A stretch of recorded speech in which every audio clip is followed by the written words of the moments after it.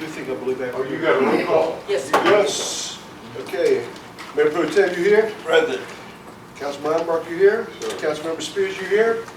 Here. Councilmember Waddell, you here? Here. Councilmember Andrews, you here? Here. Councilmember Montgomery, you here? Recording in progress. And the chair is here. Okay, Tony, go right ahead. Thank you very much. Good morning, and we appreciate you taking so much time out of your day today. We hope not to take up your whole day, but we do have some important information we need to share with you this morning. I always feel like this is probably the most important budget workshop you'll have, simply because you will get a feel for what the staff has been working on with regard to the development of the next year's budget. You'll be able to provide us with some direction as to where you want to see us go with regard to the development. And then we'll come back to you in March with something that'll be a little more comprehensive and probably a little more finalized than what you're seeing today. Today is incredibly important because the staff has been working diligently on CIP recommendations. You'll recall that last year we forewent the CIP, the development of the CIP, for another year in order to be able to finish up some projects. We've come a long way with regard to those projects, still haven't finished them all up.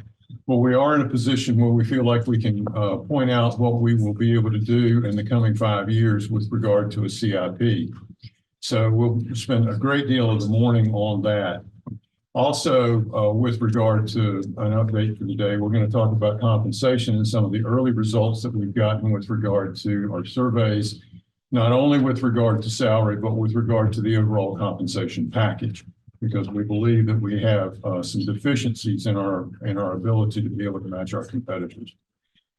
Then, of course, it is the year that we do the competitive agencies, and there's always a great deal of interest in that. We'll go through that fairly quickly, simply because we do not yet have all of the applications in. I believe they're due today or tomorrow.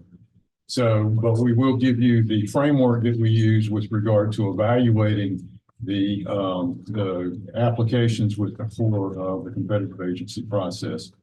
And then, of course, we will give you an update, excuse me, on our move into this building, as well as the costs that'll be, the anticipated costs that'll be associated with it, and timetable that'll be going along with the items that you'll be considering as we bring those forward. And then if time permits, we're going to show you a new concept that we're working on in within the administration, which is the development of a 3-year business plan. We've already talked about the strategic plan, and you know that's coming forward at your next meeting. We also now have the 5-year CIP, where we're asking the departments to look at their operating expenses over a 3-year period, so that they do not come up with a surprise for either you or for us with regard to continuation of funding from one year to the next.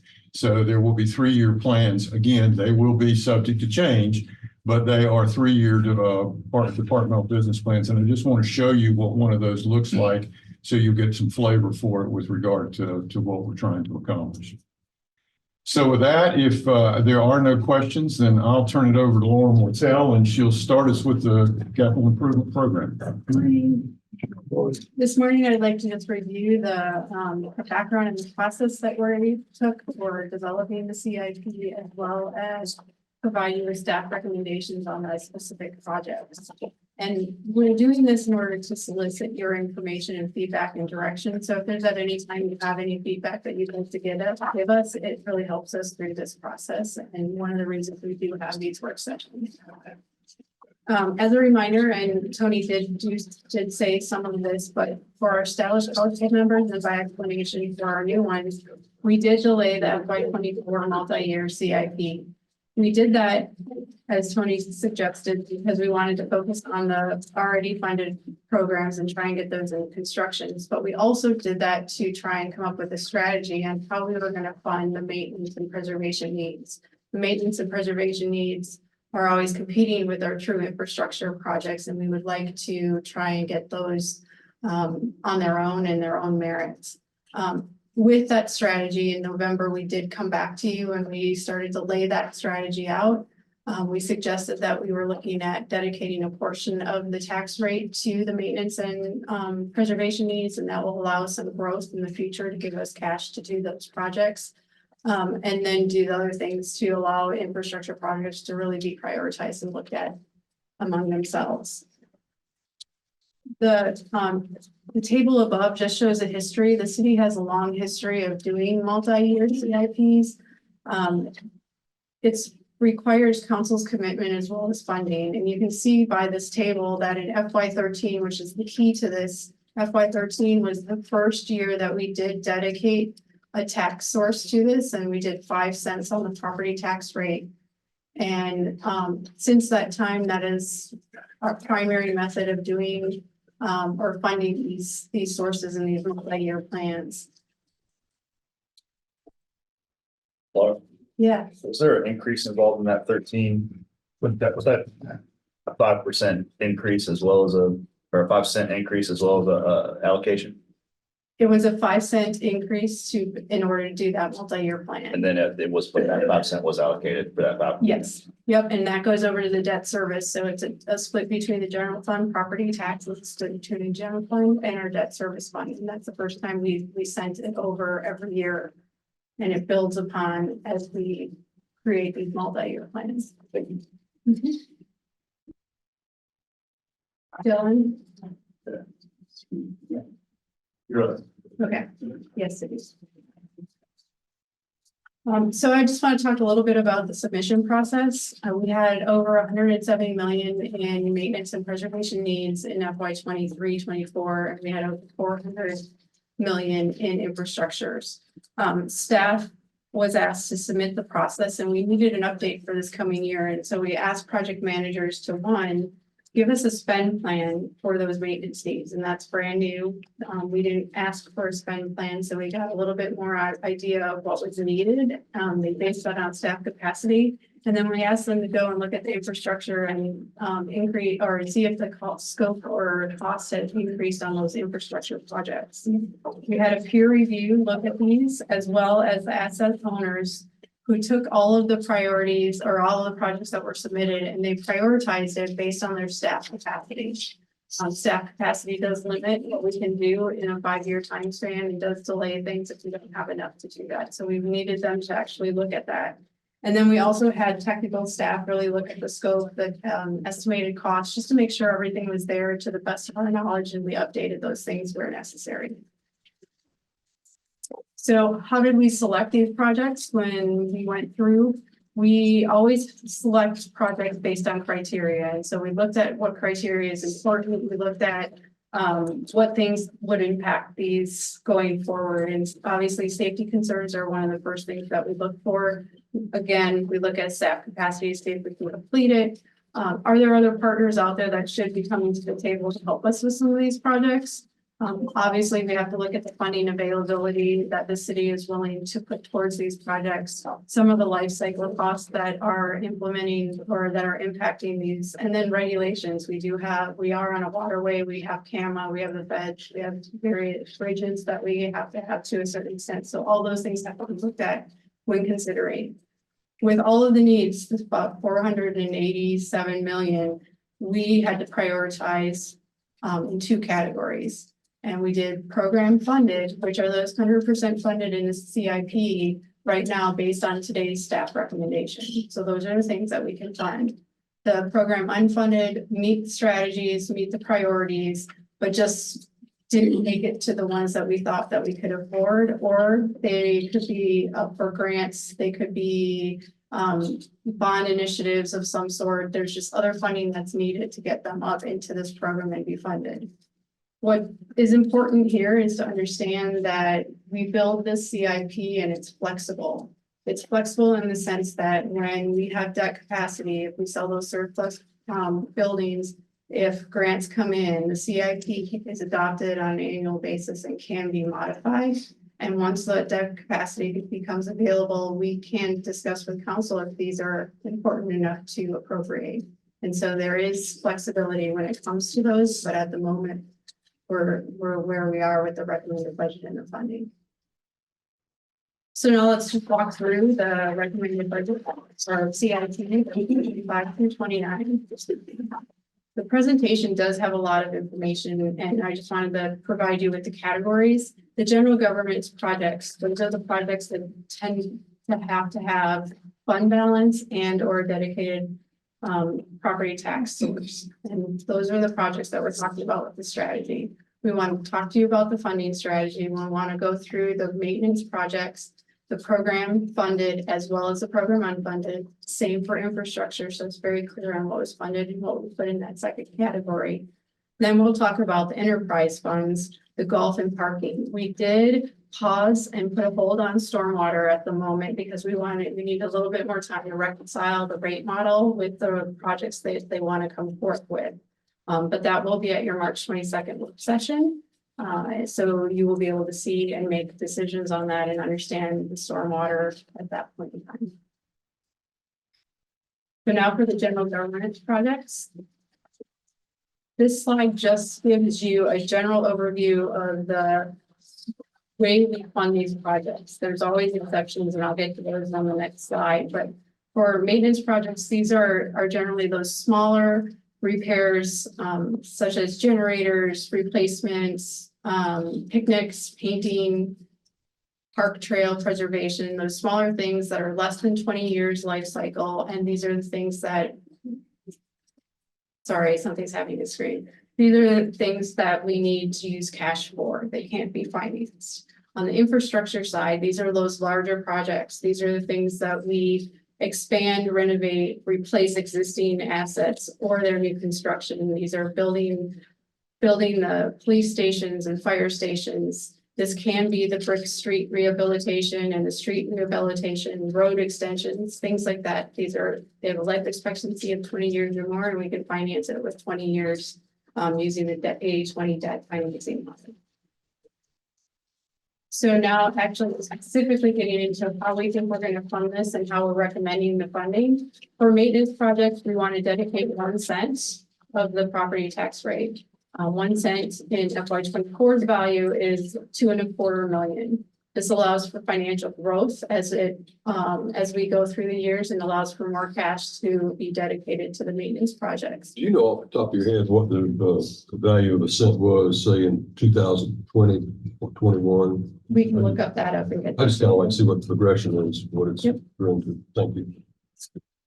And then it's going to provide the cash for those projects. Now, the exceptions are, we all know there's exceptions. So for those big maintenance projects like street rehab, brick streets, those things can be financed using that 80-20 model. And in the model that we're giving you for financing, they're going to be used the 80-20 into cash, the 1 cent.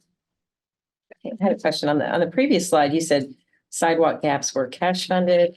Yeah, On this one, you're saying sidewalk gaps are they're both. Yeah. We have small in-house, small gaps and large that we gaps. go, and then we have big like street that we build in large streets. So there's kind of the smaller, I should have specified that, but yes, Yeah. there are smaller gaps that we can't catch. For the infrastructure, I feel like I'm repeating myself, but the infrastructures will use the debt financing model of 80-20. These are things that can be, have life expectancy of 20 years. We finance them for 20 years and then we use cash for the remainder of those. And the general vehicle to do that is a limited application. So now for the recommendation, before I specifically dive into that, I just wanted to let you know that we did have some challenges that we were considering. We have debt model capacity that is essentially at its limit. We have fund balance that's almost at its financial policy limit. And the size of the needs is great. It's 487 million once we got everything in and we started reviewing it. How we want to fund the present, or how we want to fund the recommendation in front of you is using 2 million, transferring that from the general fund balance. We want to use the proceeds of the sale of the properties. That was 1.8 million, Those are just the most recently sold. most recently sold. And we want to de-obligate a project of $1 million. That project was assigned years ago in anticipation of replacing the city administration building, and it was assigned in the debt model, so it's taking up some of that capacity. With this building, we obviously don't need that, so we de-obligated in the debt capacity. That's allowing us to have some flexibility with this plan. Some of you longer term members will remember this is the $1 million that Sterling set aside for the replacement of 305. So with that $4.8 million, we still need to request a tax adjustment of 2.5 cents. That will bring in about $5.62 million annually, plus the growth over time. As I stated before, it's flexible as we sell surplus property and that capacity does become available. Some of those projects that are important can rise to the top. We've budgeted and approved the CIP annually, and so modifications can be done at that time. But right now, we're tight, and this is how we fund it. The size of needs in the city, 287 million, that's just bricks and mortar of things. That's not program operating. No, just things. And they are all presented in this document that we gave to you. And so if there aren't any questions related to the financing yet, we can go back and show you the projects. I'm going to bring Denise Bryan up here, so she's going to talk about how the differences between the projects. Just a little macro conversation here. If this 2.5 cent adjustment were to happen, but then we were able to divest a surplus property over future years, would we expect that 2.5 cents to be reduced? We're year gonna over year? definitely move that to Jennifer, but I would suspect no. It would be council's discussion on that point, as we're gonna show you, $487 million worth of needs. But this plan, this 2.5 cent is only funding 73 million. And so there's a lot more needs that have to come forward.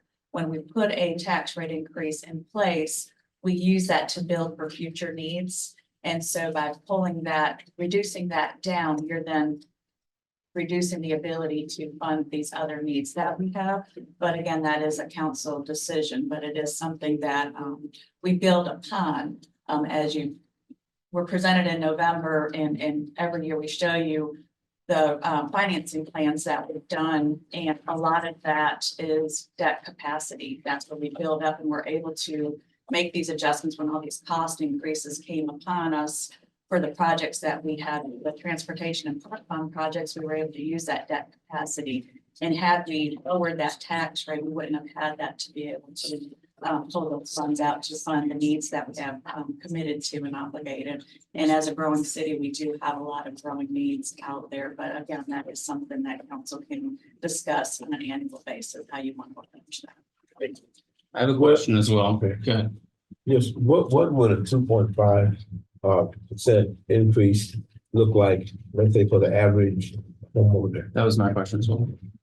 Yeah, we can get that. We do that every year. Right, I know. See what the average, the median household value is and what the tax rate would look like on that. So we can definitely bring that back and send that out to you. Okay. And then can we I get got a timeline for the past 20 years for when tax rates have increased and when they've stayed the same year by year for 20 years? Thank you. I had a question. Well, not really a question, more so a concern. When are we proposing to do this 2.5 cent property tax adjustment? It would be for the July 1 FY24 or FY25 budget that we are developing right now. Okay, so this, my concern is this makes us look very non-transparent as it relates to the purchase of 929 Front Street. We said that we would make that purchase without doing a tax increase. But then we turn around the next fiscal year and propose 2.5 cents. Looks shady. Maybe I'm using the wrong term, but it looks like we were talking out of both sides of our mouths. And I think what people will need to see is, we have a lot of projects that have been online that we haven't done anything with. So we're proposing 2.5 cent adjustment to say that we'll do more stuff when there's stuff where there are things that have lingered on for quite a while that we haven't done anything with. But we spent $68 million purchasing a piece of property. And I think it was a good purchase for us as a city, but we need to be transparent, and we need to be held accountable for what we say. It's an open meeting and we cut the rate a penny last year. Councilmember Spears, it's Laura Martell. I want to respectfully add that every CIP development, we have said that this would be an increase in taxes. Three plans ago, we had the second CIP, which we're currently doing and finishing, a tax rate on top of this tax rate, which was, I think, 1.48. I think it was 1.48 or 85. We've said that for many years that it was going to be a tax increase when we did the CIP. So it was somewhat separated from purchasing this building. So I just wanted to add that for your knowledge. Laura, I mean, that's good for us who understand it. But the citizens won't care about that. Understood.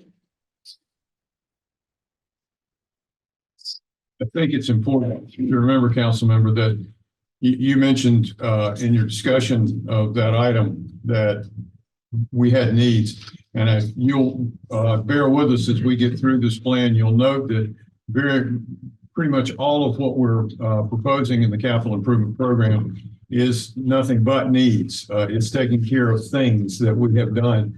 We have built over the years. We've got 3 bridges in here, for example, that would have to be replaced, as well as continuing your emphasis on transportation and resurfacing. So I would tell you that most of these are needs anyway. I'm not sure that we would have gotten through, whether it'd been last year or this year, without an increase if we were going to take on these needs. Right, I understand that, but we put a huge emphasis on saying that we wouldn't raise tax, but then we come back around. And I'm not saying that it's not necessary. I'm just saying we said one thing and now we're going to do something else. And then the last thing I'll say is this: we get it. I think most of us in this room, if not everyone in the room, understands what has to be done. But you don't get those calls. The 7 of us get those calls. And, we have to do a lot of explaining. But if you want me to pass along your personal number so they can call you about it, I will. No, sir, I think I'll leave that with you. Okay. So that's why I'm just going, and I'm not being difficult. I'm just saying, just putting it out there because I know what will come down the line as this comes out. And, I've already got a message this morning about the bridge. I'm just saying when we say, hey, we communicate with our constituents, it's true. And they definitely hold us accountable. So if we're in these meetings and we're talking about things for the future, you have to bring up those thoughts and concerns. That's all I'm doing. Yes, sir. So I'm not being difficult yet, but I reserve the right to be later. Yes, sir. Can I ask a question? You indicated we need 5.2 million I'm sorry, could you? property tax adjustment 2.57 and you 5.62. 5.62. So you're talking about 5.62 to be applied toward the capital improvement projects. That's the amount of money that 2.5 cents equates to using FY24's number because we don't have the new value yet. Well, just so we carry a certain amount of money in our fund balance. And I guess the question I've had for quite some time is we went from a double A to triple A.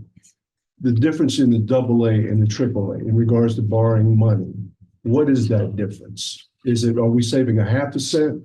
Or what's the percentage that we are saving by carrying more money, which is the taxpayer's money, into the reserve account, which should be applied over my past experience over the years has been that we have used that money strategically for capital improvement projects that were one-time projects. So instead of having to raise revenue through taxation, that money's already earmarked. Now, I understand that we carry a certain amount for hurricanes and natural disasters, but could we not use more of that money that's already the taxpayers' money in that savings account toward that without hurting our bond rating. Or if we wanted to go down on our bond ratings, if our bond rating agencies punish us for that and say, well, you guys going to go back to a double A instead of a triple A. What's the tremendous savings in that? I know it's nice to say that, but the average citizen doesn't understand it, I believe. So what is the savings rate between the double A and the triple A? There is a difference, and I can pull that back out. We presented it to council last year when we were going through budget and financing. So I can pull that back out, but there is a difference between having a double A rating and a triple A rating financing interest rate that we receive whenever we go to the market to issue debt. And then to your fund balance, we have our policy of 20 to 25%, moving this 2 million over to help bring this tax rate down to 2.5 cents does get us to the 25% level in our general fund balance to our policy. As all you remember, when we went to the LGC last year to present our financing for this building, that was one of the biggest things that helped us is our financial stability and strong management of our finances with the AAA rate and having our fund balance at a level it is. With Hurricane Florence, when that came in 2018, that storm cost us $34 million. So that's about, we took half of it from the debt service fund and half of our general fund because we didn't have the full amount in our general fund balance. So having the fund balance, the level that it is, does help us be able to quickly respond to when we have these emergencies. But to answer your question, that's where we're at. And I'll get the difference in the interest rate for you. The savings. Yes. The bond rating affects the percentage rate on new financing. Yes. On existing financing, if you went from a triple A or a double A, it doesn't have any effect on that existing debt. It does not, but just going back out into the market, the bondholders who have our debt then look at us, how much further down are we going to go? Are we in, a financial trouble area? And so we may not get as many to look at our bonds to purchase going forward because of that concern. And it will not impact what we already have. Your reference to the 34 million, we still have outstanding 8.5 million. Yes, sir. Good news on that. We have been notified that in the next 90 days, we should receive about $3 to $5 million for the stormwater projects. Most of that will be enterprise fund money. And that will reduce, then there'll still be outstanding money owed. Yes. Okay. Yes. About 5 million. We do have a few projects that we're still finishing up that have to be complete before we would get some of this months. Charlie's in the comment that it doesn't affect existing rate. Would it affect variable rate existing debt? That's it, position. Yeah, we only have one out there, and that's the variable rate that we issue for this building that we are trying to buy down with the sale of the properties. But yeah, that is a monthly rate that changes according to the market. But even with the double rate, we never had problems selling our bonds there. We had two of the credit rating agencies were AAA, and the last one we received AAA in 2016. So no, I'd have to go back to look to see when it went from AA up to AAA for those other. No, and that's not the question. The question is, even when we had the AA rating, we never had a problem selling our bonds, our debt to anybody. Right. In Wall Street. Correct. You just pay a higher percentage. Yes, sir. All right.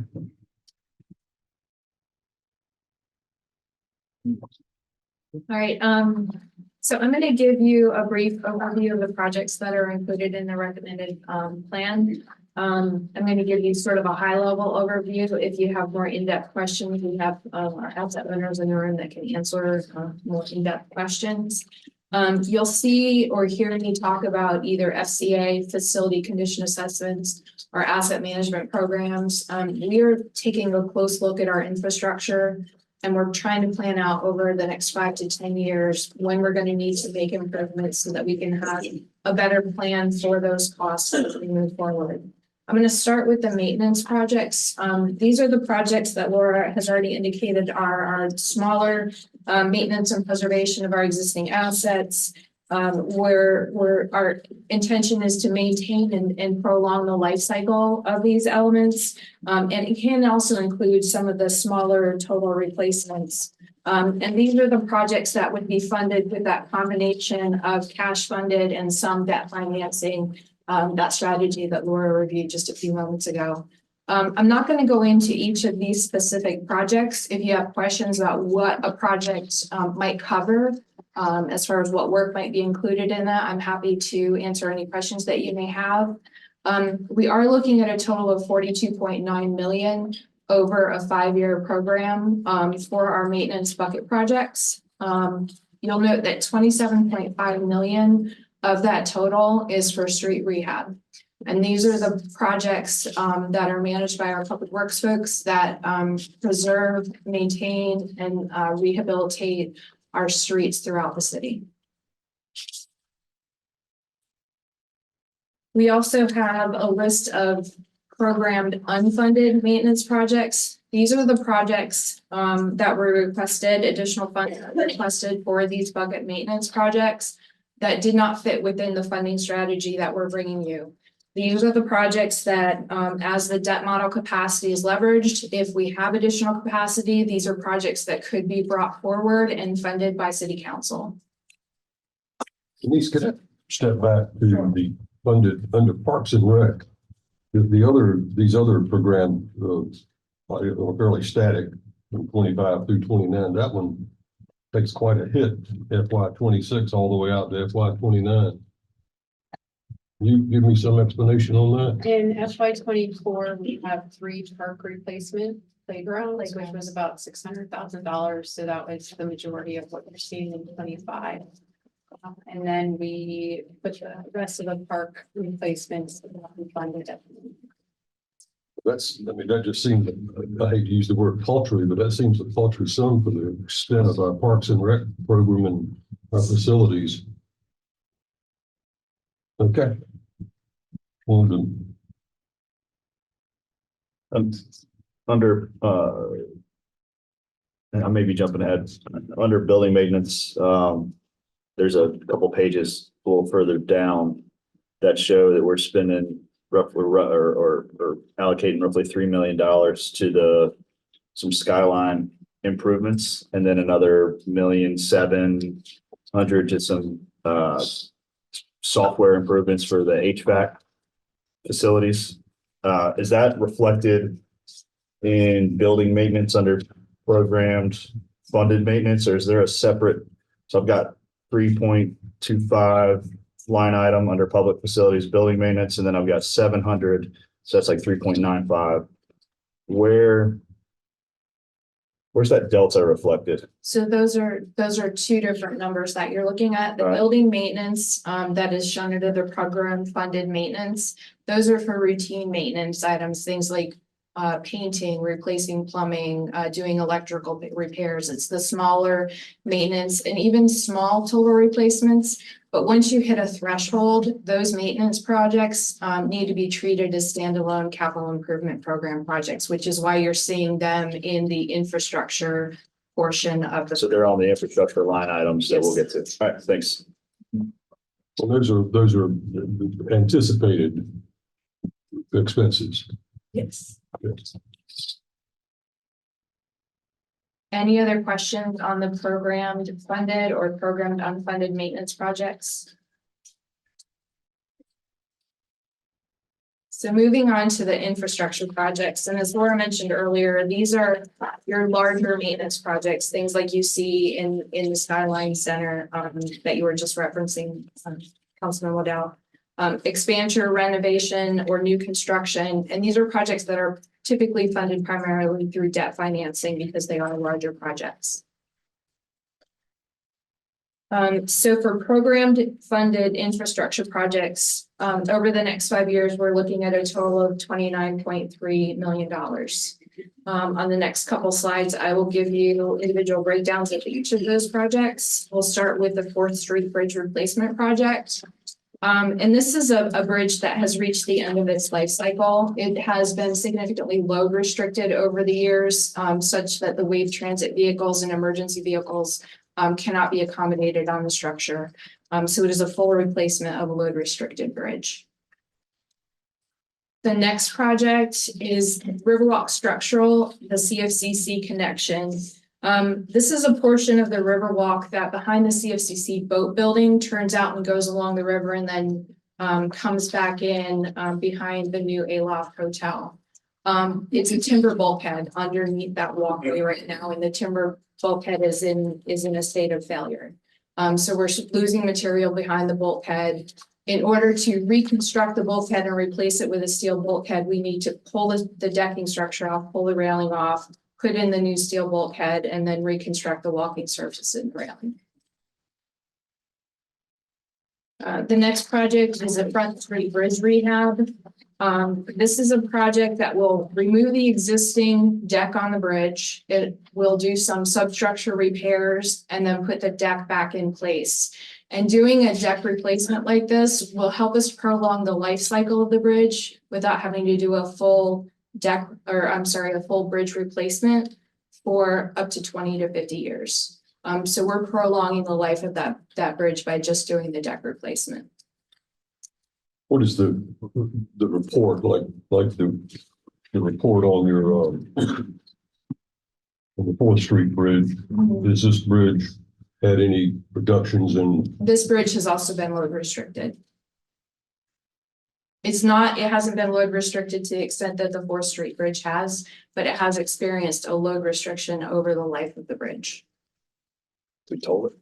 What kind of traffic is, I mean, a lot of time shouldn't ask that, I live here, but I mean, that's getting, Dane wants it for free. not tractor trailers or anything. The Front Street Bridge, this one's between the parking deck and know where it Union is. Station. Yeah, so it doesn't carry a lot of truck volume, but it does carry a significant amount of day-to-day traffic. Okay. And that's from our engineering department. There's a bridge inspection that's done every 2 years. It's done in conjunction with the state of North Carolina's inspection process. Some of you may be a bit surprised by this. I know I was when I saw 3 bridges come in. But it's a result of the analysis that an engineering firm does for us on these bridges. We get the reports from the NCDOT mandated inspection, and then we have a structural engineer review those reports, prioritize the necessary repairs, and come up with the funding that's required for those repairs over the next 10 years. Thank you, ma'am. Are there any other bridges like, they aren't funding this year that are really in bad shape, or? All 3 of them.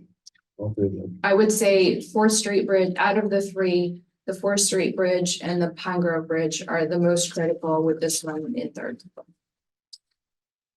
Well, the Pine Grove Bridge was just in the last year. I don't think they just went out there and put a ribbon of pavement on it. There had to have been some maintenance on that, wasn't there? Yeah, so that's actually our next project.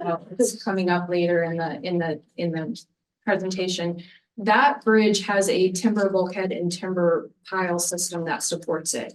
We went in and did some interim repairs. We jacketed some of those piles to provide some additional time span before we had to go in and do a full replacement, which is why you see that one is slated for design in FY26 and construction in FY27. We bought ourselves a little bit of time by going in and doing those interim repairs to maintain the life cycle of that bridge for a little bit longer.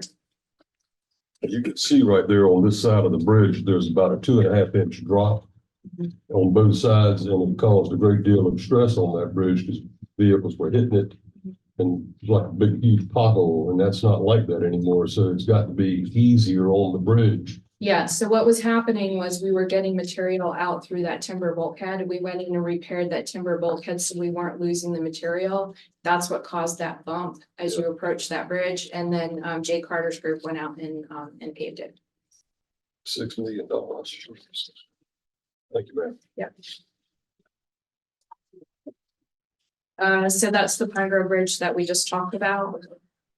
Next up is pool fencing replacement at Robbins Strange and Legion Pool Stadium. the fencing that's currently around these pools is not welcoming. It's not attractive. It's steel fencing with a barbed wire top along the top. So the intention is to come back with an aluminum fence with a curved top that would deter people from climbing over while the pool is closed, but not looking as industrial or prohibitive as the current fencing that's out there. Do you have a picture of what that looks like? We could get that. You ride along Fairleigh Road, it's very similar to the Fairleigh Road, wrought iron or whatever they call it, that aluminum. Okay, Those things used to point out. And it okay, looked like a stockade, so they turned them around and pointed them in, okay. but it's attractive. So when you say aluminum, it's like a rail fence kind of thing? Yeah, it's like a vertical. Yeah. Yeah, vertical rail and then. High school's got a similar All right. fence. The next project is basketball court lighting replacement at Robert Strange. The intention is to replace the court lighting with LED lighting, which is much more efficient. So it's less life cycle costs to operate it. Next are the Greenfield Lake structures. We did a structural assessment of the timber bridges in 2023. There are 11 timber bridges and structures throughout the park. You can see on the next page of your presentation the locations of the bridges, the fishing decks and platforms, and the boardwalks. This program includes recommendations to replace or repair the failing structures in the next 3 years, with the remaining structures to be funded in a future program. This is not part of the Amy's budget, is it? This is standalone CIP funding to do work specifically on the bridges. Her bucket maintenance project is in the program maintenance that we looked at earlier. And that's the map that shows the locations of the bridges and the timber structures in the park. Next project is Stanley and Hall exterior improvements. There's some deteriorating areas that need attention based on the facility condition assessment, including stucco and window sills, caulking and sealants, and then exterior cleaning and general repairs and repainting.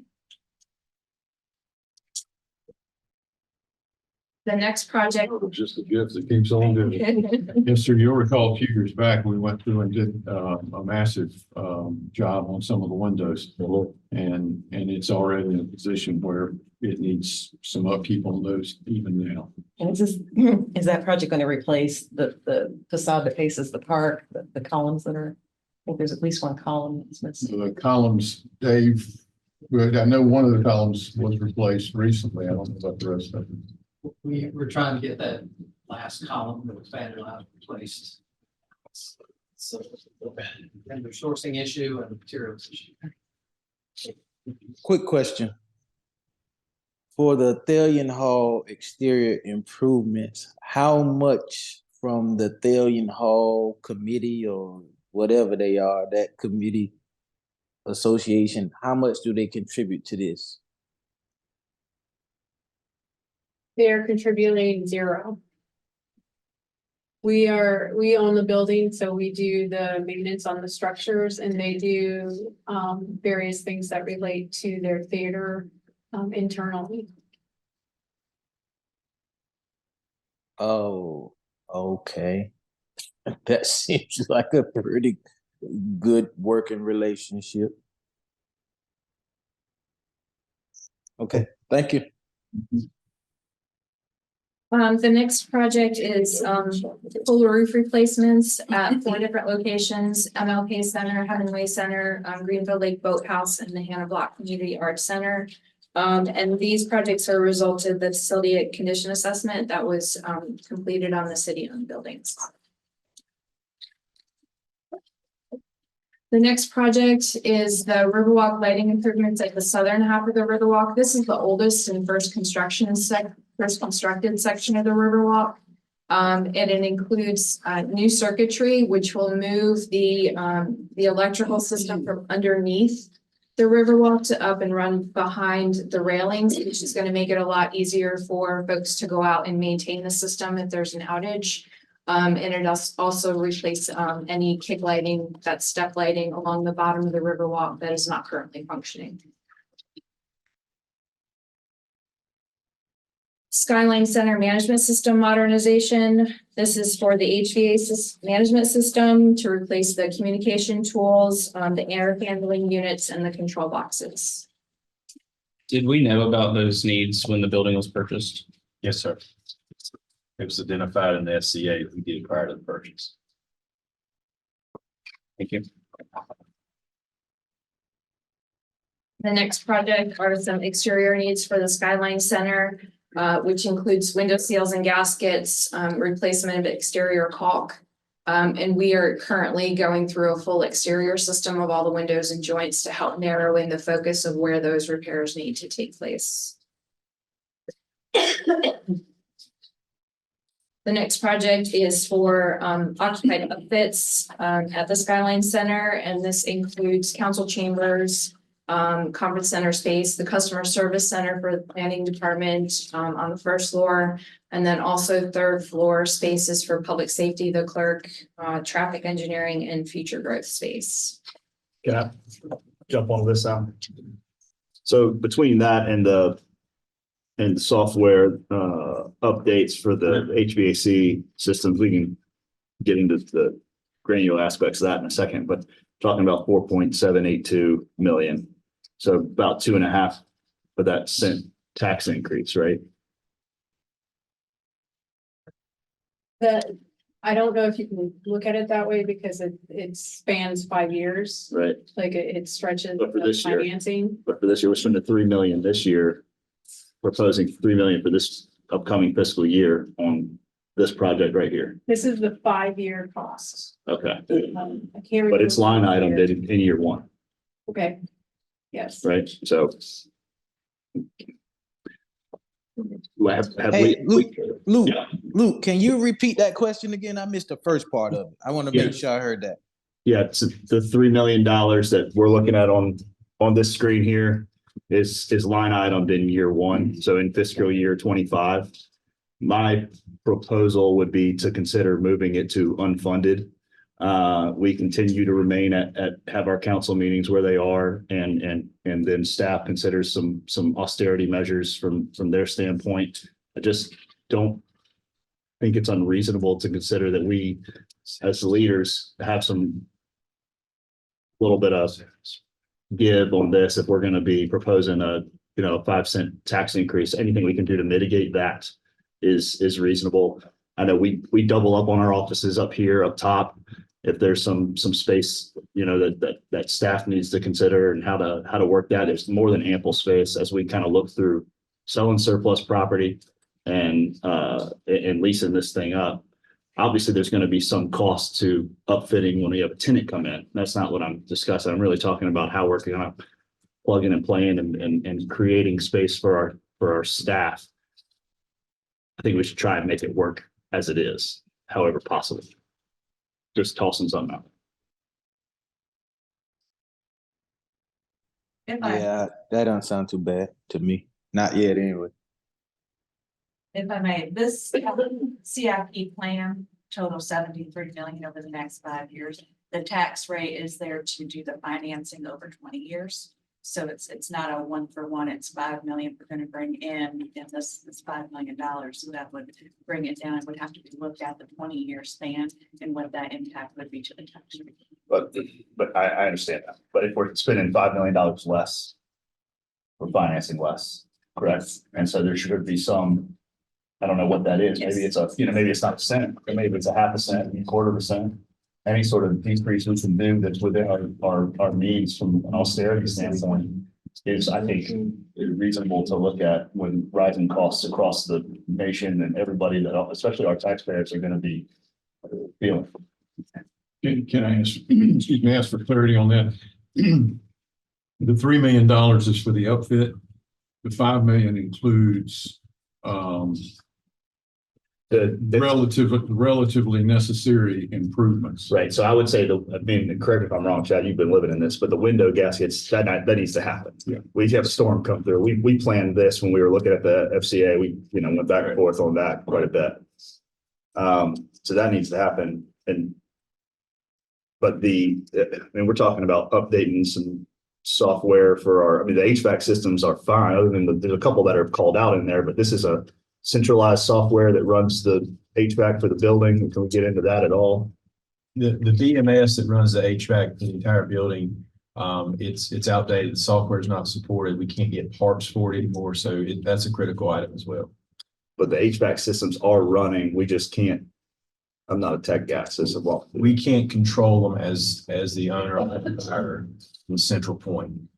We can't troubleshoot them from off-site. We have to have people come in, whereas if the system is working properly, they can look at it and tell us what the problem is and adjust it in real time rather than waiting on a service person to come here a day, 2, 3 days to get them here and then solve the problem on site. Was it, is that a cost that's reflected to us if they have to come out? And is that a negligible amount if we're saving 1.7, but if we're not spending 1.7, but we're going to probably spend that in a amount of time having service technicians come out to work on these systems? That cost is above and beyond our service contract. The real concern that Darrell, Superintendent Bill, has is the parts issue. If something breaks, we have no. We're looking at secondary market. We're looking at maybe off-brand replacement parts if they're available, and a reluctance of the contractor to be able to service the units if they go out. Okay. And Chad, along those lines, would the software also help with energy efficiency? Absolutely. It would help us control the climate in the building, particularly occupied floors, unoccupied floors. So there would be an efficiency component to it as well. Alternatively, on occupied floors, we would have to just manually send our people in to turn the thermostat up. Correct. I do that in my office every day. Or down. Or down. The items that we're asking for, though, they're not like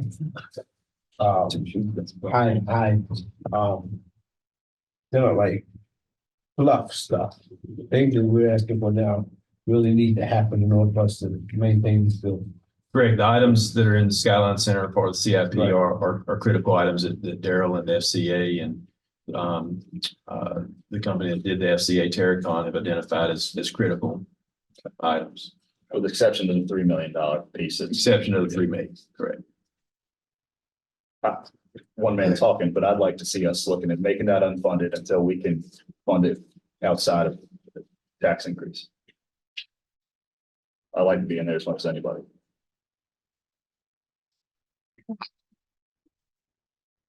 So that 3 million, that's not a 5-year thing, that's just for this year. That is a rough cost estimate of what we would anticipate getting into the building, and the outfits that we'll show you later on in more specific detail. That is a rough estimate of that cost. These were spaces that we were planning to put staff in. Correct. These were the spaces that, if you remember the term we used, that were not turnkey. This was the first floor space, including council chambers, customer service area on the first floor, and then the third floor, which is up there, the various departments that are going on the third floor. Those are the largest portion of that estimated $3 million upset. And something we actually need to do. Correct. Those improvements that we'll show you later on are critical in getting those spaces useful for the intended purposes. Is there any reason that the council chamber retrofit should not be the lowest on our priority list? We have a space already. That's a determination. We certainly defer to council on that. That's how I feel. It'd be helpful to know how much of that is part of that $3 million. And I know that we've been pushing to get us in there, but now we're seeing the numbers. We're in the process now at LS3P of having the schematic design, and they turned it over to their estimators to give us a itemized breakdown of every space. And we should have that in a couple of weeks. Thank you. One more thing. Maybe it's just me, but the thought comes to my mind as it relates to this HVAC system and things like that, that those are things we should have negotiated when we were purchasing this building. You know, we've talked about, well, I won't say we, I've talked about doing our due diligence when it comes to projects going forward. But to make a purchase of that magnitude and then to have to turn around and then spend this kind of money after making the purchase, I'm gonna use the word weird. It makes us look weird. And that's the nicest word I can use. It just makes us look weird because we should have had some wiggle room in those negotiations when we were making this purchase. And I know we felt like a lot of others would jump on that Thermo Fisher deal, and we needed to jump out there and make that purchase. But now again, we look weird because, I mean, they should have given us, or they should have sold us that facility with some comfort to come along for at least 5 years, not where we have to spend this kind of money on these kind of improvements so quickly. I don't know if anyone else will agree with that, but that's just my opinion. Councilman Spears, we once we received the SCA and the cost estimates related to each of those items, we had a very lengthy conversation and dialogue with Thermo at their highest levels about concessions, and in very plain terms, they told us that there were a few items that they would address on there, and I think it was roughly $100,000 worth of things they addressed before the actual sale. They basically, in plain terms, told us that they would not address any of the FCA major ticket items because they understood the asset value and the sale price more than made up for accommodating that. So we did have that conversation, and it was not fruitful to the degree of getting major items like listed on the CIP addressed. We had that conversation at council level too, and we battled it out over all that and said, it's a good deal. We're gonna have to do some improvements. At least one deal breaker, I think. Yeah, we did it. They weren't deal breakers at the time, but I mean, we're talking about $3 million and $5 million and a couple $100,000 here and there. I mean, it's going to add up. I don't know. Did we not anticipate this when we bought the building? Yes. Didn't we say that up front, that we would probably have $100 million after Cleveland? Especially when we were retrofitting a building for the city's needs. So Right. this was a building that was for Thermo Fisher, so we're retrofitting it to fit our needs. And we did an evaluation and thorough evaluation, as Tony and staff has alluded to, that we knew this and we talked about it and we debated it. And we said that, the building, I think, had a replacement value of $200-some million. And it appraised $271 million. It was appraised at $110 million. We were purchasing it for $68. So it was a good buy. We knew that we were going to retrofit it. We can hold back on some of the retrofit, as David had alluded to, in regards to the council chambers, but other things that we're going to need to make, we can work on is the interface with the community in the first floor. Well, what we tend to think of is, this is like buying an 18-year-old house. You know that there are going to be some things that you're going to want to do, and there's some things you have to do. And so we knew that there were some things we were going to have to do. And then, of course, what we want to do beyond that is up to you. That's where I'm asking to. Yes, sir. Let's I double think it. I've got that. Yes, sir. But I'd also like to say that I know that there were a lot of cities and towns who put off a lot of projects, especially like during COVID. And yet some of them that went ahead and went with their construction projects during COVID were way ahead when the economy and the supply chain and the labor market led to huge increase in costs. So sometimes just putting something off isn't necessarily a cost saving. Very true. So We're finding that out at CFPUA Right. in the starkest of terms on our south side wastewater treatment plant. Exactly right. So the next project is the Skyline Center interior MDF of HVAC. And this is for replacing the parts that are not available or for replacement where we cannot.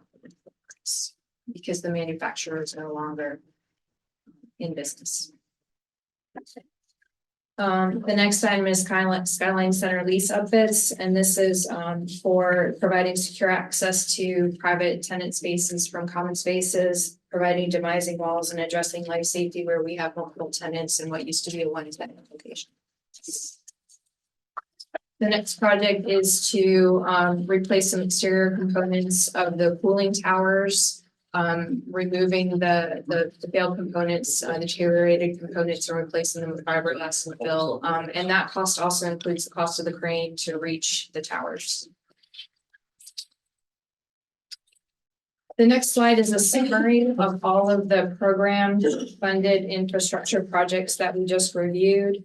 The total over the 5-year plan is 29.3 million. And you can see the different funding breakdowns by year on this slide.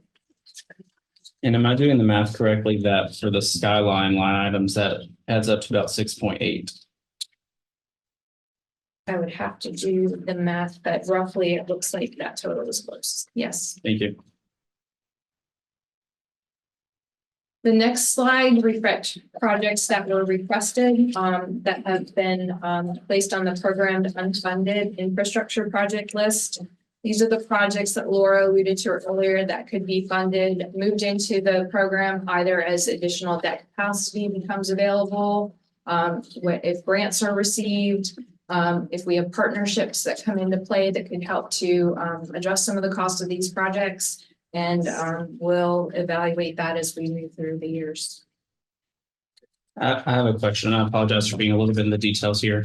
But when we're talking about, for example, ID number 17, Peachtree Avenue bike lanes, when we're talking about bike lanes, are we talking about set aside separated lanes or are we talking about paint? So when we talk about bike lanes, they're on the street with the road paint separated bike lanes. If we're talking about a separated bike lane, we consider those to be multi-use paths where they're for joint pedestrian and bicycle use. We have not done any just fully separated bike lanes that are separated with from the street traffic. We don't have any of those in the city yet. I think Councilman Joyner was asking, are we when just adding a bike lane via paint, or is this additional pavement that needs to be added? Oh, in this case, it's additional pavement width to accommodate the bike lanes, probably curb and gutter, storm drain to widen the road to accommodate the bike lanes. We do it, boy, do we do it. I mean, it includes everything. Hell, I used to think putting in the multi-use trails is just a matter of going out and grading and throwing down a ribbon of pavement. No, sure. It goes so deep. We switch sides. I mean, I guess the point I'm making is if we're trying to, and this is much further down the road, if we're talking about prioritizing projects though, I mean, my view is that if we're talking about bike lanes and pedestrians, paint is not infrastructure and paint does not actually protect bikers. That's the point that I'm making. Well, a perfect example of what could be is Wrightsville Avenue from, say, Hooker, Greenville Avenue, all the way up to the Bradley Creek Bridge. There's, I mean, I ride it, and the bike lane is this wide. It's ample, and there's no physical barrier to keep a car from coming over or vice versa. But I've seen some where the bike lane was this wide and then grass tends to grow over it and it's not maintained and it all of a sudden looks this wide. So I get your point, but some that are done right really work. I had hoped that we could do that on Hooker Road instead of going through all the heartache and heartburn we're doing there, but that's not going to happen. But they can work, David. It's just but is a multi-use pass better? Yeah, but it's a great deal more involved and a lot more expense to it. And on the Peachtree, that's in my neighborhood. I'd like to see that, but we're getting ready to do the Wrightsville Avenue all the way from Hawthorne out to Cape Fear Memorial Hospital. So that'll kind of give those people a parallel alternative route. That'll be a multi-use path. That's sidewalk, Councilman, right? Yeah. it's okay to ride on a sidewalk, and I don't want anybody to go down and say I said that, but I'd rather have a bike on the sidewalk than out there on the edge of Wrightsville Avenue. Well, I definitely agree with that. I want people to be safe, and study after study, and this is much further down the line, but study after study has shown that pain alone is not sufficient. Thank you.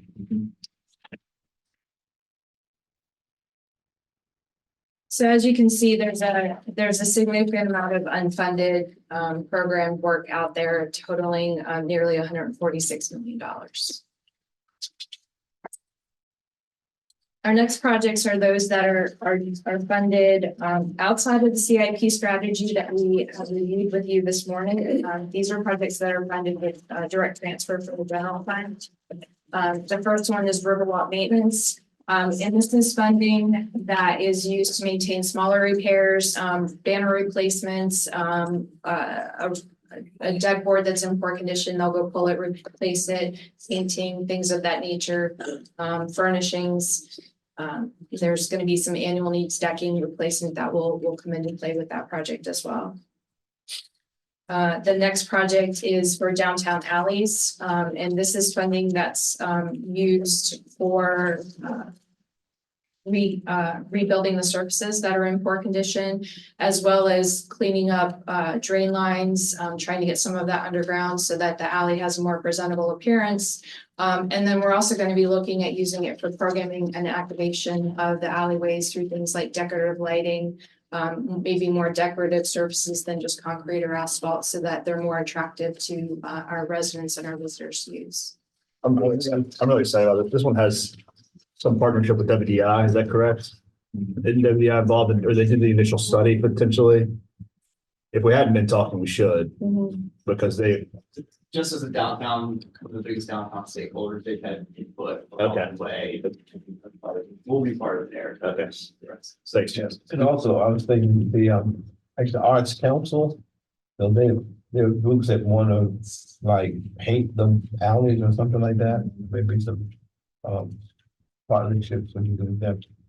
This is a project we started a long time ago. We started out with $100,000 a year. And the problem was that we got into the alleyways and found that the infrastructure needed to be repaired before we could do anything else. We sunk all the money into the infrastructure. This would be designed to activate the alleyways. We've run into some problems like murals on buildings require the permission of the property owner, or attaching lights to somebody's building requires the permission of the property. So there's a number of issues, but this would allocate sufficient funding that would give us the opportunity to do both the infrastructure and the activation.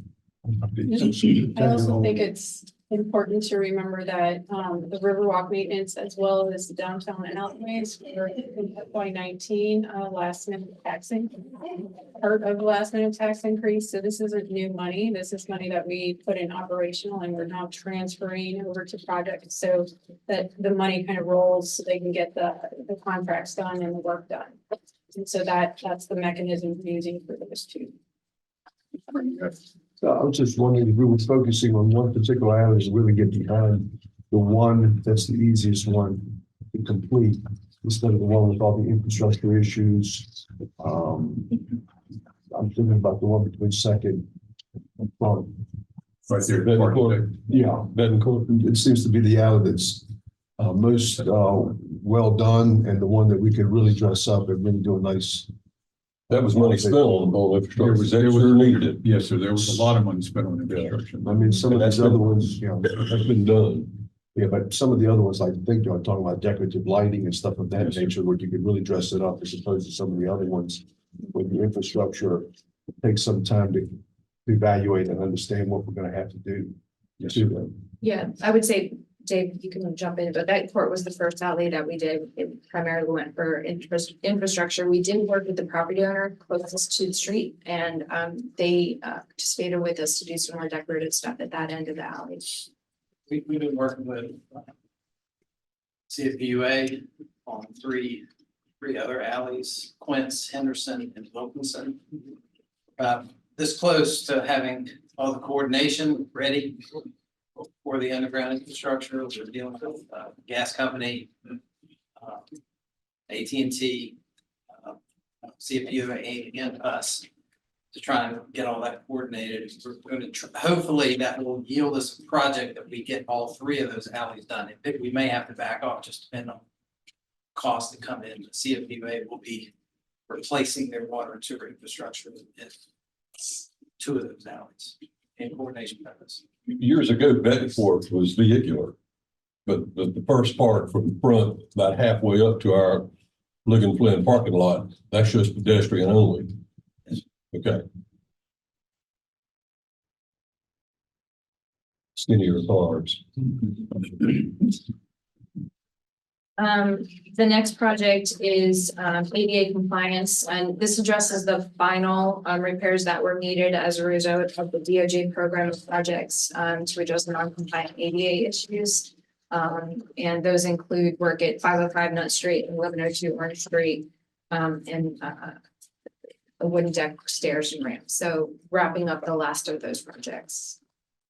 So the summary of the alternative funding projects, the general fund transfer projects, is roughly 1.9 million. So this slide is a total of the 5-year CIP program project funding, including the standalone infrastructure projects, the maintenance projects, and the transfers from the general fund. And this is the $74 million total that we've been talking about today. Denise, when we're evaluating these projects, and maybe Tony, you and staff have come up with some kind of a time frame that's once we've identified the project, and getting the project from identification or appropriation to completion, always seems to take a matter of time based on a lot of different things. Have you evaluated the time scale in respect to that? Because it always increases the cost, as we know. And I'm just, I guess I would like to see if we can really narrow those timeframes down, because once you've identified a project to us, it could take 5, 6, 7, 10 years before it gets to where it needs to be done. And then councils come and go, and then we have these projects identified, but we really never narrowed down the timeframe. We, so one of the initiatives that the engineering department is doing this year is we keep track of the time that we spend on projects in the engineering departments. We use, it's Dave Hell's infamous engineering billing database. And so we have good data on how long these projects have historically taken. What we're doing with the most recent CIP, in particular, the transportation bond projects, we have a significant amount of data that's coming out of that program with how long it's taking from concept all the way through completion of construction. And what's key on those projects is that right-of-way acquisition period, because we didn't have historically projects of those long linear lengths to have good data on how long that right-of-way acquisition phase was going to take. And that has impacted the schedules of a lot of those projects, because we're dealing with up to 70 to 80 property owners on one project to try and get right-of-way easements, and negotiating through that mortgage releases. Like, that has been a challenge for that. We also had staff capacity challenges. We didn't, I don't think we had the staff capacity in place that we needed to kick off that program.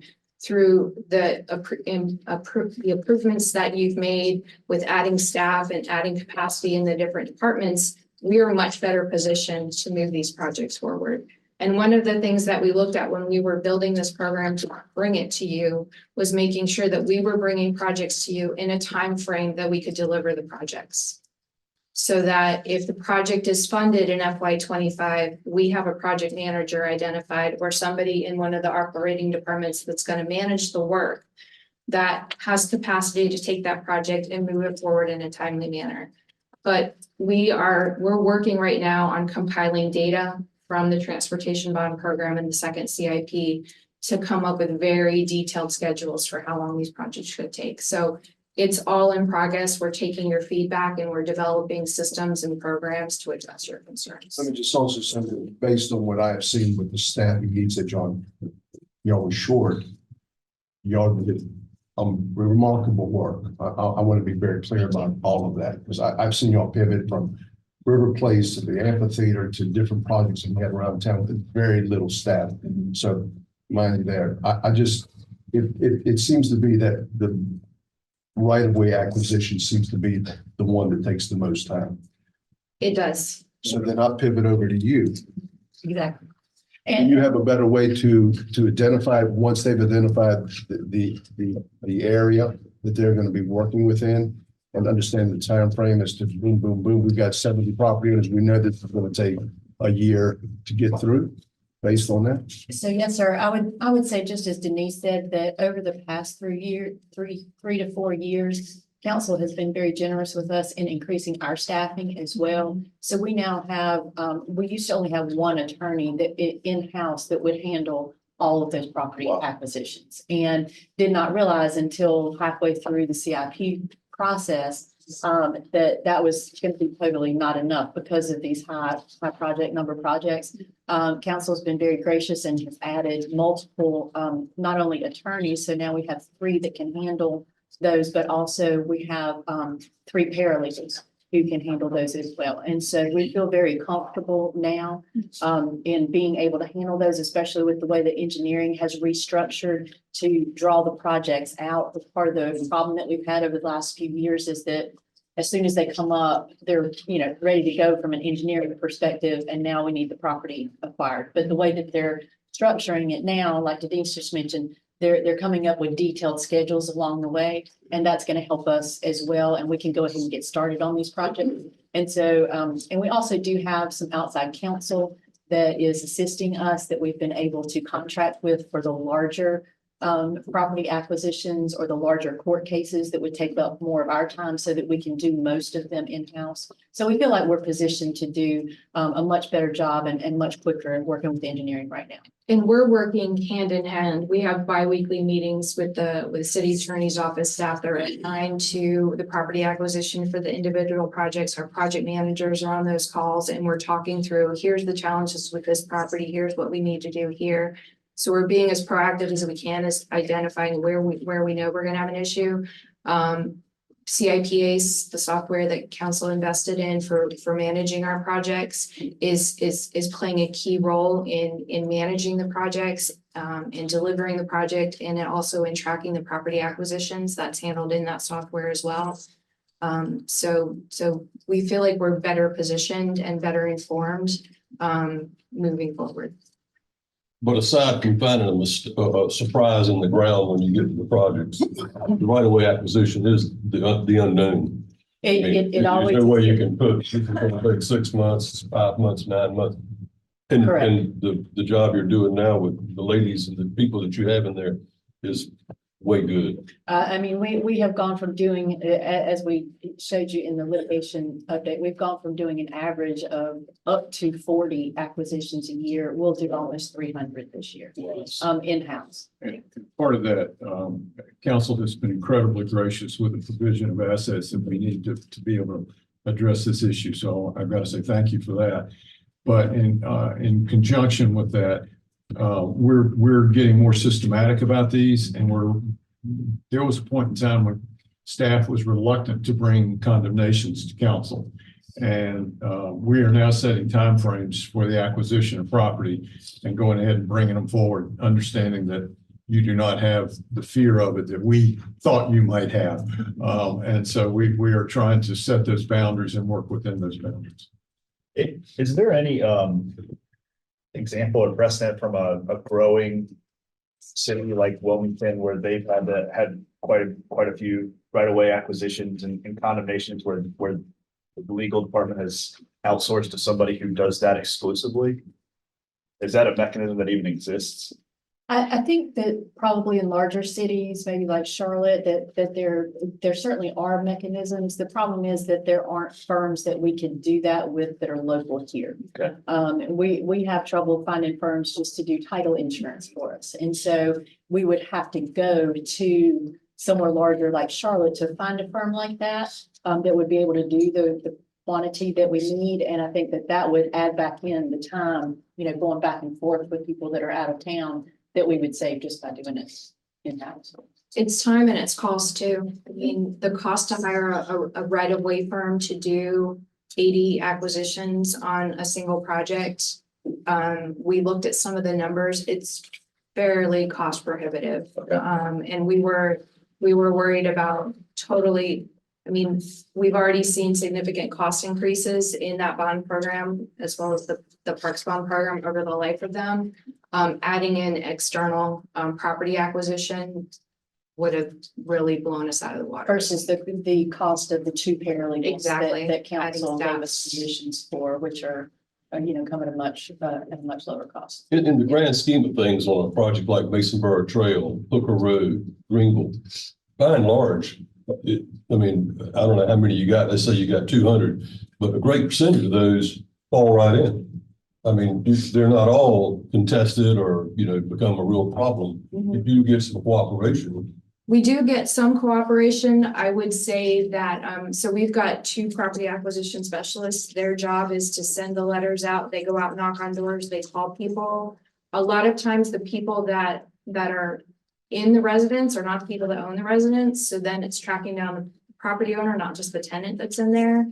And then trying to get the property owner to call you back. It's what's a priority for us is not necessarily a priority for the property owner. And if they're not a huge proponent of the project, they're not necessarily right there ready to sign up. So we have some very persistent people who stay in touch with people. But you're right, we do have some folks who are in support of the project and aren't opposed to signing our agreements.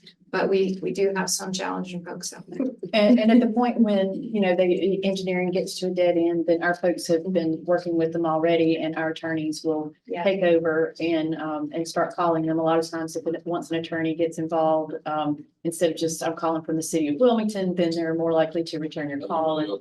And so we tend to get some more response. And even when we get council to approve condemnation, say we get you to do 8 at a time, still maybe only 2 don't settle because we keep working on those even after the condemnation is filed. And so most of the time between engineering and our office, we are able to get those taken care of before having to go to court.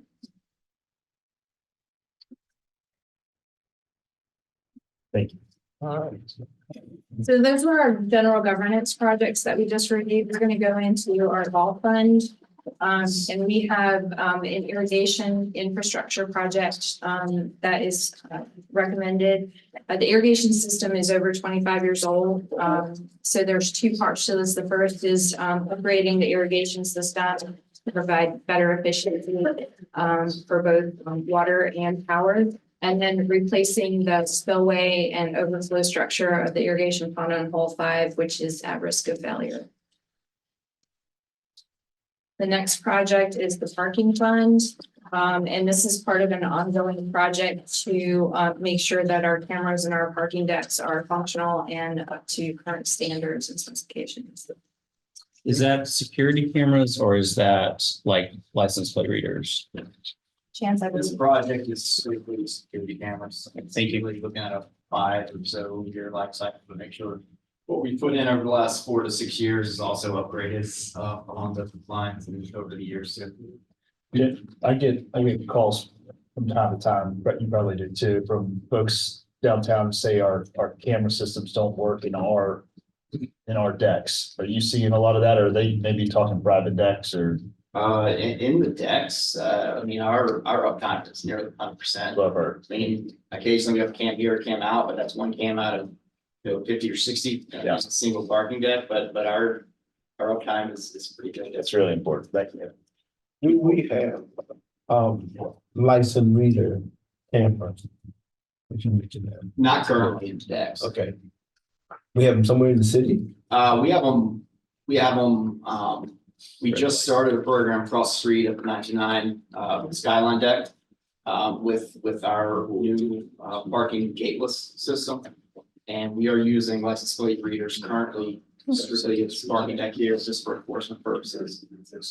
One of the things to remember, with all of these decks, they're all getting some age on them. Even believe it or not, the convention center deck is beginning to get some age on it, with the exception of River Place. So we're going to be coming forward with a budget that has regular maintenance money, especially for the Second Street deck and Market Street deck. So you'll see those in your operational budgets as well.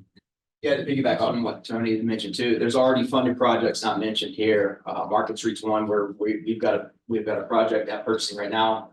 anticipated to be about 600,000. Convention Center, 300 or 400,000. Second Street also has a funded one. I think there's 600,000 sitting there. What is the delta between the revenue and what you're talking about? The fund balance is healthy. We're regularly putting money into the fund balance each year. So the capital that's being shifted from our fund balance in these projects, it's fine. Good. Yeah. Good news. Growing, right? Yes, sir. As Laura mentioned at the beginning of the presentation, we're working through the rate analysis on the stormwater funds. We'll be bringing that back to you in March. And that concludes the CIP presentation. We can take any additional questions or comments, and we're kind of looking for some guidance on whether or not we're heading in the right direction from y'all today. I think we ought to buy a bunch of lottery tickets. I'm not sure that's a public expenditure, sir. I think we give you a lot of comments during the presentation. I think you got to head in a good direction. Again, I'm with the building, I think we want to make sure that we're doing whatever it is we got to do. What we'll do is we'll bring back to you those items that are over and above what's necessary, and we'll break them down by expenditure and then show you how much of a tax rate decrease it could result in. And then you can choose from that menu as to whether or not you want to give it. Are you gonna present us with an option for no increase? We do not anticipate doing that, no. Okay. I feel like I really need to see that number that Mr. Barnett and I asked about at the beginning about what that was gonna look like for the average homeowner. That always comes. I mean, I know it's a big deal. We typically, anytime we bring a tax increase forward, we would do that. We'll certainly bring that back to you at your March meeting for this particular issue. But we will also present that in the overall budget process. Thank you. Thank you. Thank you, good job. Do you want to take a break or you want to keep going? He rolled. Okay. I'm sorry. We're going to ask Clayton Roberts to come forward.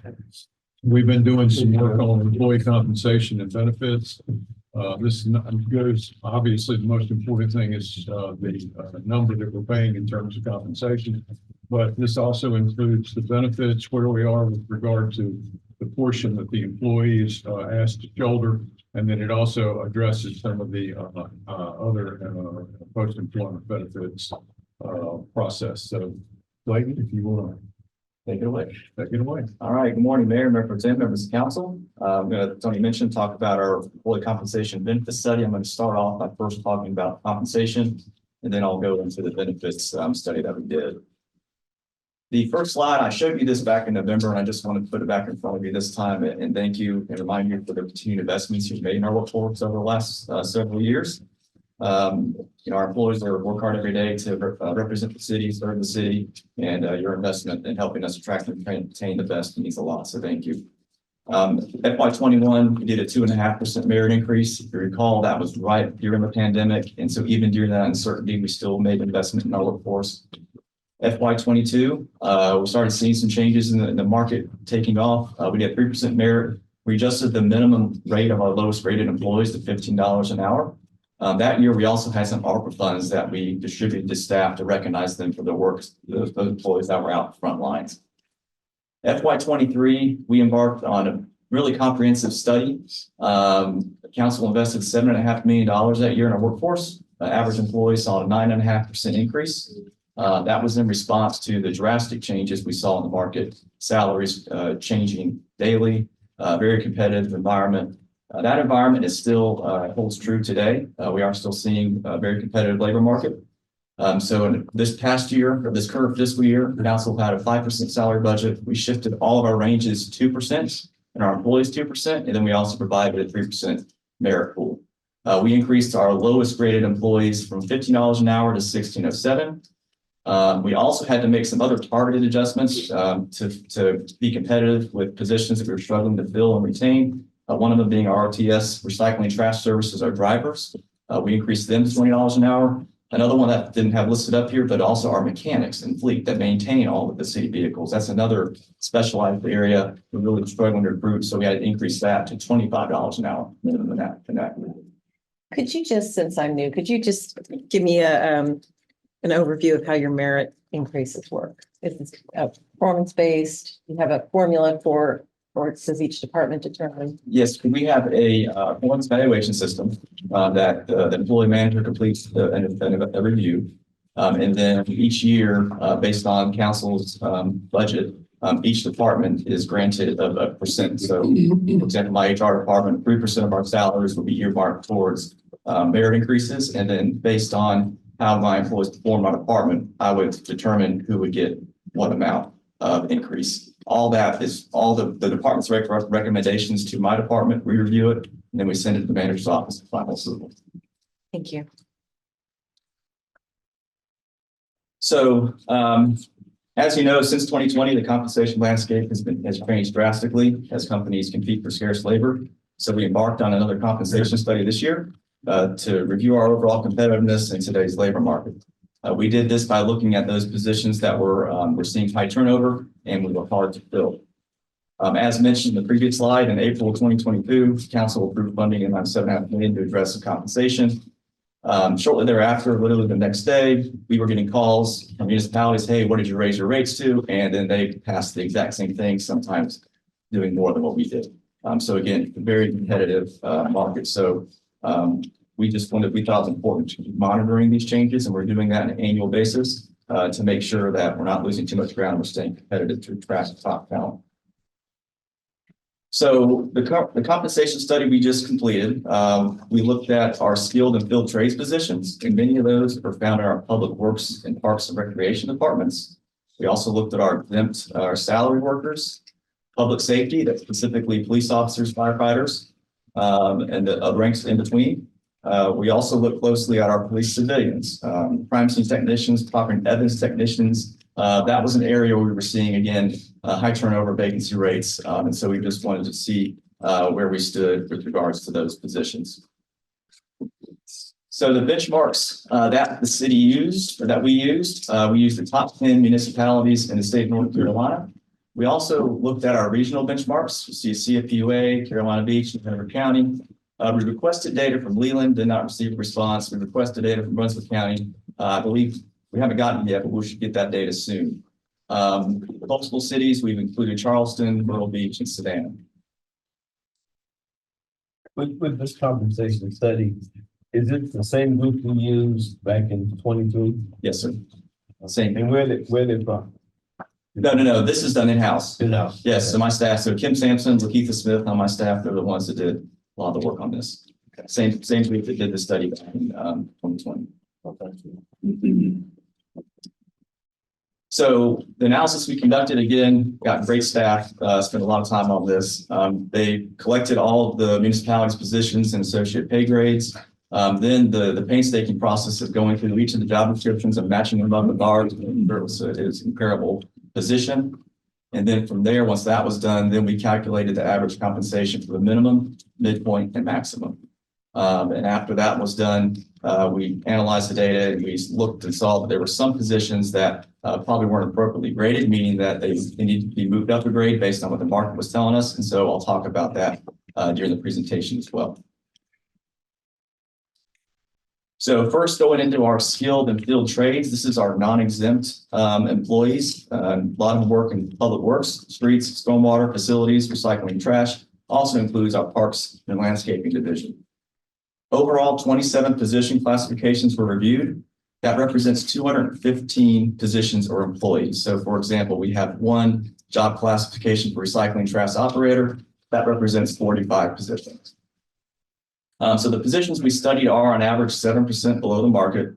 There were some variations. Some varied from 3% above the market. Some varied 11% below the market.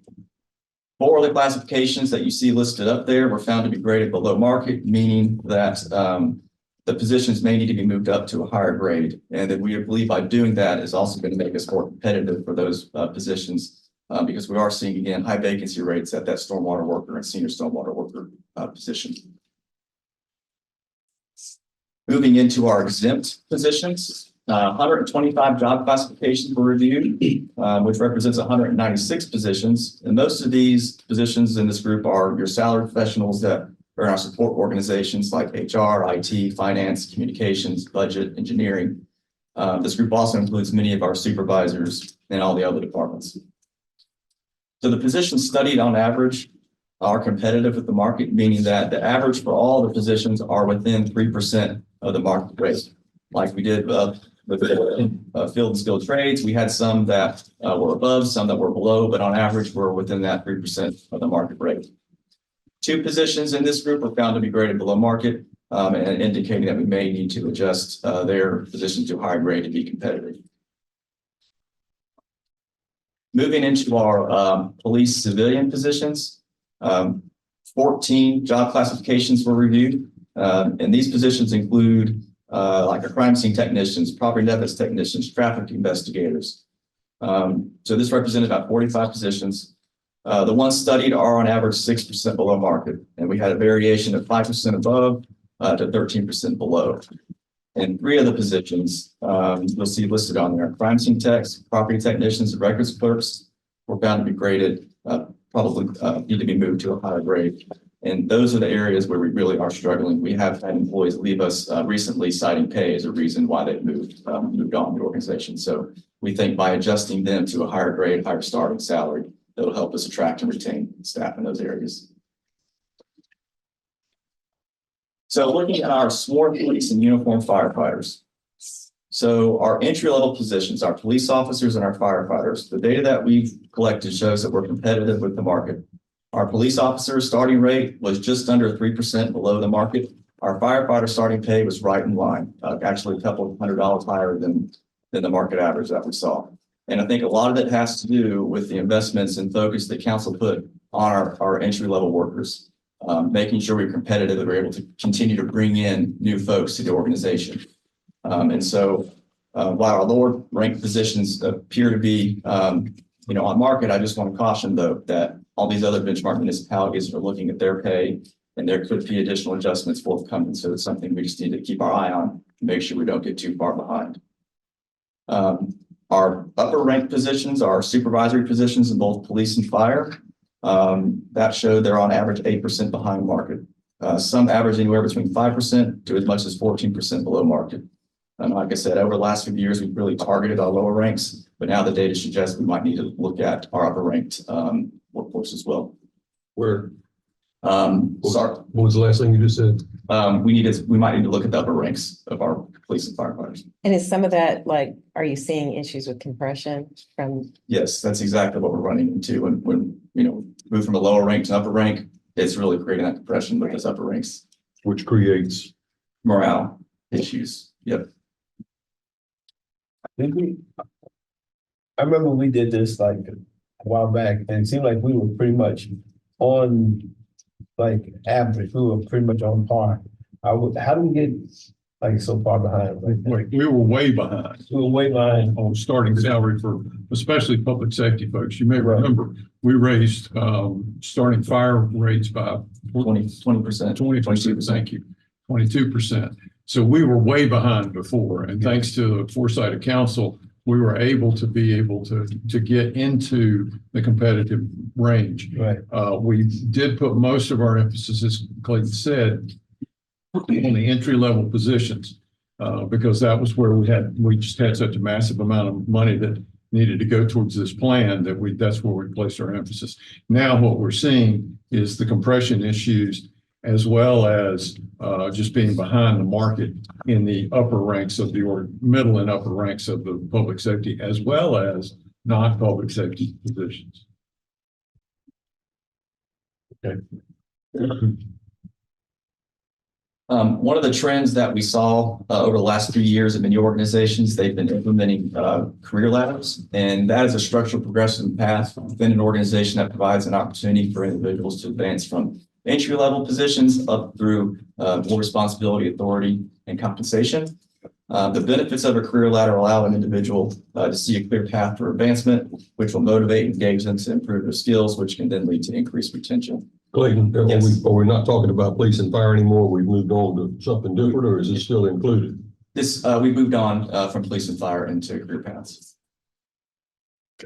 Do we put emphasis, I see Chief Mason over here and I know Chief Williams, we put emphasis on career ladder within the police and fire? They have a pretty clear career ladder already in place in police and fire. They do. And are they similar? Police and fire, yeah, they're similar in their rank structure, but there are some differences, but for the large part, they are similar. So with career, we're talking about someone, we're hoping they stay until they retire. Correct. That's correct. That's where my question is, are they similar in their retirement? I mean, a young firefighter, a young policeman will go across the river for a little bit more money, not giving a hoot about the package, if you will. And these other municipalities that surround us, they don't have this much stuff to consider every budget year like we do. Right? They can focus more money into their public safety, which will entice a young firefighter or police officer to go for $1,500 to $2,000 a year. And then while their package may not be as good as ours at the end game, that's neither here nor there.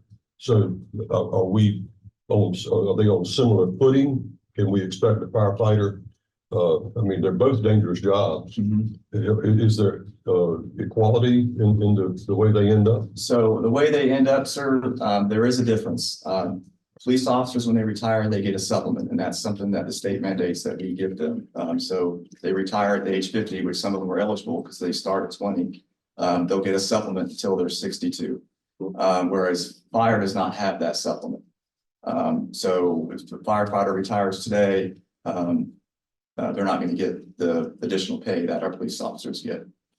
It's important to note that the police officers are the only employees in the city who get that supplement. Police officers are? Yes, sir. And that's by state statute. State statute? Yes, sir. They had a better lobby than the firefighters did? Yes, sir. Back in this is showing my age, I believe it's the late 80s.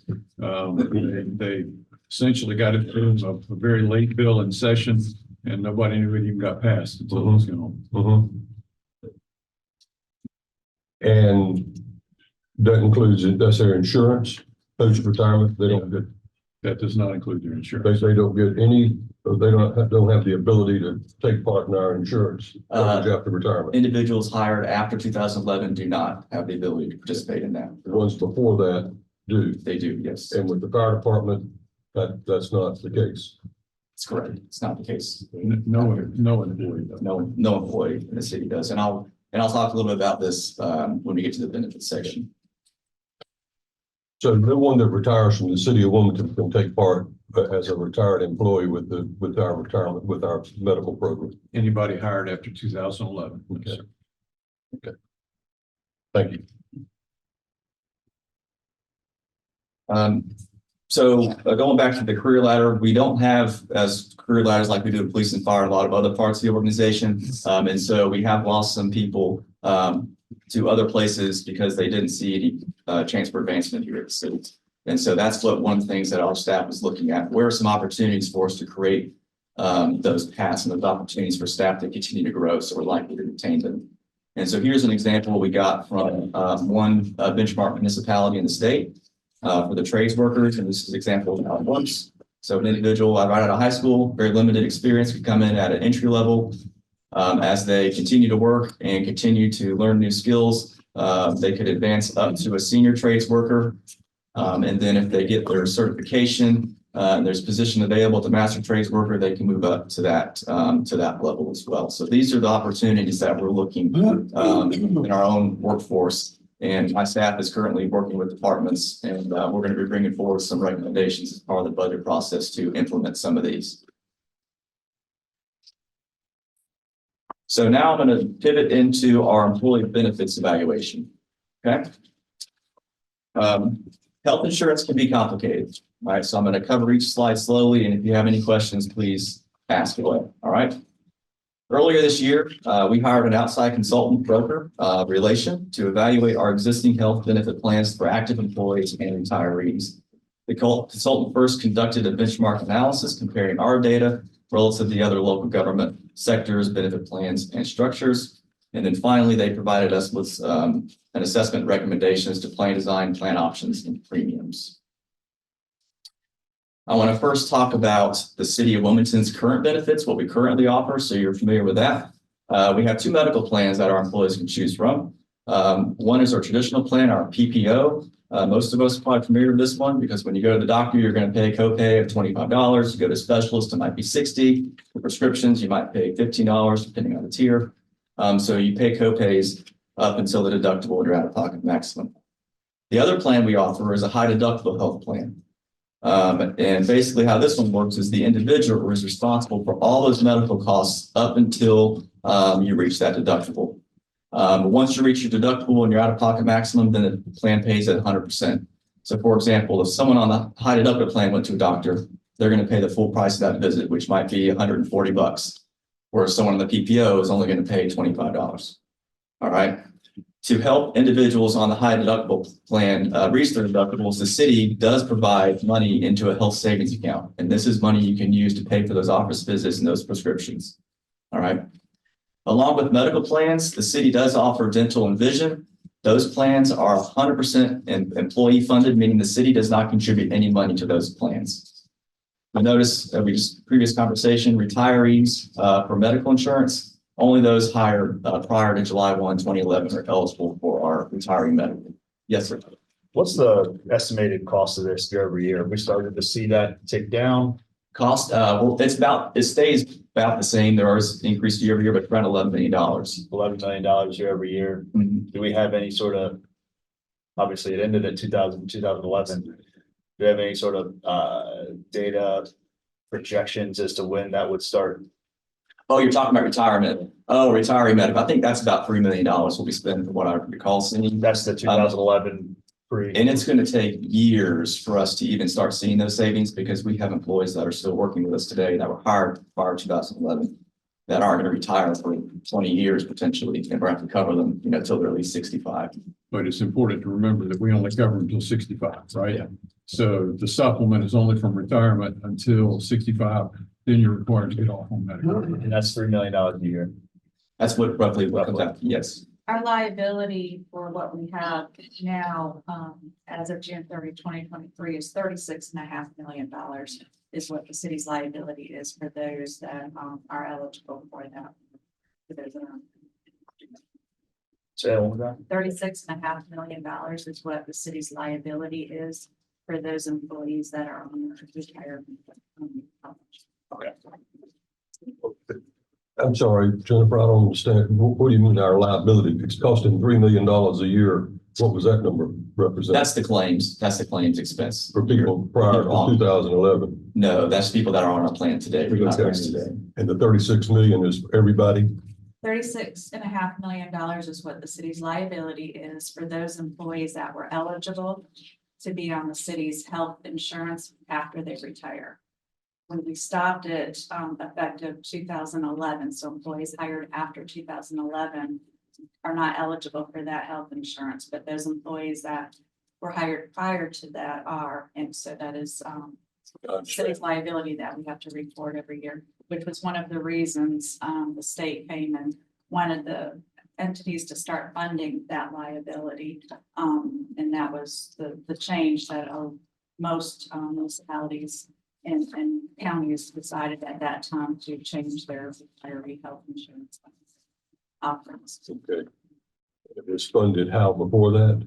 We fund it on a pay as you go. Yeah. So each year we pay whatever those retiree claims are. The city did several years ago with one of the funding financings, we're able to put into a trust. So we've got about $2 million in a trust to fund OPEB. And that can only be used for that purpose. But right now we do pay as we go, and we just had that saved in a trust for that purpose. When I don't know when it was, seems like it's been since I've been back here, but the wellness program that we instituted, that was one of the primary designs of that was to bring people in, be more health conscious, or to stop smoking, watch their diet. I guess that's had some kind of an effect. Yeah, we've been trying to do different things to encourage employees to live a healthy lifestyle, control our costs, over the years. Thank you. Yes. Benchmarking results. We had 15 local and state respondents respond to the survey that the consultant sent out. 7 of the respondents have a dual option benefit plan like the city, meaning they have a high deductible and PPO. So the consultant focused on those plans and the median results. It's also important to note that there are many variations to health insurance. There can be different copays, out-of-pocket maximums. And so no plans are really too identical, but the consultant wanted to focus on the ones that were similar to ours. The consultant did also use information from Employer Insights, which is a database covering 16,000 employers and 8 million employees. And they specifically looked at those employers that were in the southeastern part of the United States. So I'm going to talk about our medical plans benchmark results. I'm going to first look at the high deductible table on the left. When you look at the deductible, again, this is the amount that employees are responsible for paying until coinsurance kicks in. For an individual at the city of Wilmington, the column labeled COW, you will see our deductible for the high deductible plan is at $2,000, and the median results for the benchmark was $2,300. So right on target, same with our family plan. Moving down to the the out-of-pocket maximum. This is the total amount that employees are responsible for paying out of pocket. So if they have our health insurance in any plan year, the most they're ever going to pay is either $3,000 for an individual or $6,000 for a family. The out-of-pocket maximum for individual is $3,000. The benchmark's $4,000, and family, ours is $6,000. The benchmark's $8,000. Finally, if you look at the HSA contribution, this is money that the city provides employees to help pay for medical expenses. You will see that for an individual, the city will put up $750 a year on a health savings account, and the median is only $350. Well, for family, we provide $1,500 with a benchmark $700. So as you can see, our high deductible plan is very competitive. The consultant recommends we don't make any changes to that plan. Now let's look at the PPO plan by looking at the chart on your right. What you will notice right off the bat is that our deductibles and out-of-pocket maximums are much higher than the benchmark median. All right, so our plan, an individual will pay $2,000 deductible, where the benchmark's $500. All right, so even greater discrepancy when you look at our family plan compared to our benchmark median. Out-of-pocket maximums for the PPO, our employees will pay up to $6,000, where the benchmark median is $3,625. In family plan, ours is up to $15,800, where the benchmark median's $9,250. So how do we react to that last? So we have got, obviously, that plan, the consultant's element is that plan. We have some work that we need to do to make it more competitive and bring it more in line with the benchmarks and what they're offering for their PPO. And roughly, of all the people that we insure, well, our employees, what percentage of people are on the PPO plan? 40%. So 60 on high deductible, 40% on the PPO. Okay.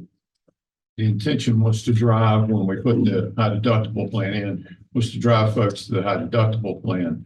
That was the reason we incentivized with the HSA contribution. Clearly, we didn't anticipate this unanticipated consequence. And so we're going to have to come back to you in the budget with a multi-year plan that adjusts this PPO to be more competitive. I don't think we can do it in 1 year, but we certainly need to start making it more competitive over the course of a multi-year period. Going to the premiums, this is the monthly amount that an employee pays in payroll deduction. All right. I'm sorry. Just one question on this. Can we also get age demographics on these, on that 40 and 60%? Certainly. Yeah. Because I'm just worried about upcoming workforce. Yep. Thank you. We'll get that. So looking at the monthly premiums, I'm going to first talk about the high deductible plan, which is the top chart. This shows the coverage for employee only, employee spouse, employee children, employee family on the left. The column next to that labeled COW, that's the monthly premium that an employee pays. So for employee only coverage on the high deductible, the individual pay $145 a month. The benchmark is at $68 per month. The next column shows the difference between what we charge and the benchmark median.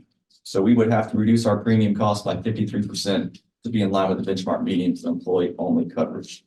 We're also higher than the benchmark median for the other coverage listed there. Well, going back to a couple of three charts, what we did and what the benchmark was, there was some significant difference, not significant, but you said, but we were in the ballpark. Yes. There's no intent to match that benchmark. I mean, you just want to get. We need more than that. competitive. Correct. And it's also another thing to keep in mind, is this data includes figures from both us and the benchmarks before any premium discounts are provided. And what I mean by that is on our plan, if you get your health risk assessment, your blood draw done every year, you're going to get a $60 per month discount to this rate that you see listed here. You're right. Thank you. Another thing is the city operates on a 70-30 split, meaning that the city's going to pay for 70% of the cost of the plan, and the employee is responsible for the 30%. For a lot of our benchmarks are more of an 80-20 or 90-10 split. If you go to the PPO plan, again, employee only coverage is $185 a month, where the benchmarks is 73. So we would have to reduce our premium by 61% to match the benchmark median. So we've got some work to do on the premiums as well. I'm going to move over to our dental and vision plans and look at those premiums. I'll first look at the dental premiums, which is the chart at the top.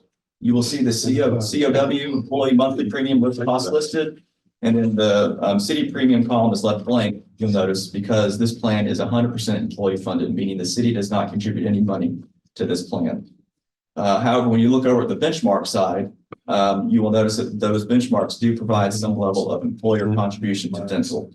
And the consultant said this is supported by other employer data that they looked at in their other database, which shows 65% of employers are providing some level of employer contribution, where only 19% are like the city of Wilmington and do not.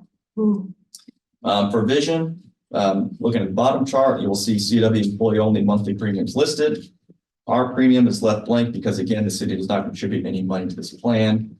Like dental, it's 100% employee funded. Some of the benchmarks did provide some cost share. However, because the majority of them did not, when we were looking at the median, it was zero. And a lot of employers choose not to fund this program simply because employees can go get an annual eye exam under our health plan at no cost because it's considered preventative. And so employees, if they have contact glasses or glasses or contacts, they can buy a vision plan to help pay for those things. So as the consultant was doing their benchmarking, they came across other programs that some employers have implemented that you'll see listed up here to help control costs and improve the overall health of the workforce. The spousal surcharge you'll see listed first. Some of them implemented that to discourage employees from adding spouses to our plan if they have coverage offered through their own employer. For example, so if an individual wanted to add their spouse and they worked at the hospital, for example, and the hospital provides them coverage through there, they would pay a higher premium on our plan because we're taking on that risk and that liability for them. So it's important to note also that our own plan, spouses cost more per member per month than our active employees do. Tobacco surcharge is a variation in insurance premiums based on someone's tobacco use. The intention of a tobacco surcharge is to incentivize tobacco use cessation, as well as offset the higher premium costs that come with health clinic. Several of our respondents also offer employee clinic, whether it's on site or it's somewhere in the community that any of us can go to for low or no cost. Our clinic is in this building on the first floor. It's operated by Wilmington Health, and our staff can go to that clinic that are on our plan at no cost to them. As we mentioned, wellness programs, several respondents have wellness programs aimed at improving the overall health. The city does have a plan. We put together wellness challenges every month, education seminars, and for participating in that, the city does give a dollar amount up to $200 to individuals that they can use towards medical expenses each year. All right, so talking about our pre-65 benefits. Yes, sir. Let me chime in right there when you talk about that wellness plan. So you said there's $200 a year that the city gives back for our employees participating in the wellness program? If they participate, yes, sir. And well, I'll just use my job as an example where if you can throughout the year, you can do certain activities that will give you points. And then for meeting those metrics, you get pretty much a refund for what you pay for your insurance each month. And I mean, I think it was my first time participating, but I was kind of blown away at the fact that I did not know, and had I not, because I didn't know, I didn't participate. And I think if employees understand this and get that benefit back, you'll see more percentage. Like my insurance cost for a month is, I don't know, we would say $160. But if I earn based on the activities that I participated in or met those metrics, I earn back $50 every month for the year. Yeah, ours operates similar to that. What we do is as long as you get the health risk assessment done at the beginning of the year through the clinic and you get your results, it's going to give your blood pressure, cholesterol, the numbers. As long as you do that, then we give our employees a $60 incentive that basically a premium discount per month. If your spouse participates, they'll get an additional $15 so they can get up to $90 a month to help offset the cost of those premiums.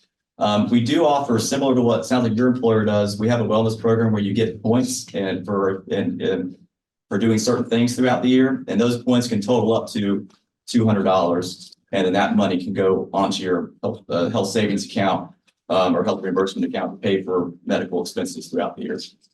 Right. Okay. So that sounds good, but I mean, and I'm not saying that we don't do a good job of informing the employees, but I mean, some things you take for a given. And so a person just may not choose to participate, but when you can get insurance coverage and get a little bit of that cost back into your pocket, it's pretty much a no-brainer. Absolutely. Yeah, we definitely, communication is always a big key, but I think we have about almost 90% of our employees that do participate in that health risk assessment every year. I thought the health risk assessment was mandatory for people that had insurance. It's not. It's not. It's Okay. voluntary. But And one more question. Doing Where do we rank as being, we know the hospital is the number one employer of people in this area. Where are we on that list? Meaning largest employers? Right. I'm not sure where we're at in that list. I have to go look and we can find that information for you. Okay, thank you. Yeah. Top 10, I think. Yeah. Thanks. All right. So we asked our consultant to look at the pre-65 retiree benefits. As our new hires coming on board today, they're not eligible for that retiree health insurance benefit.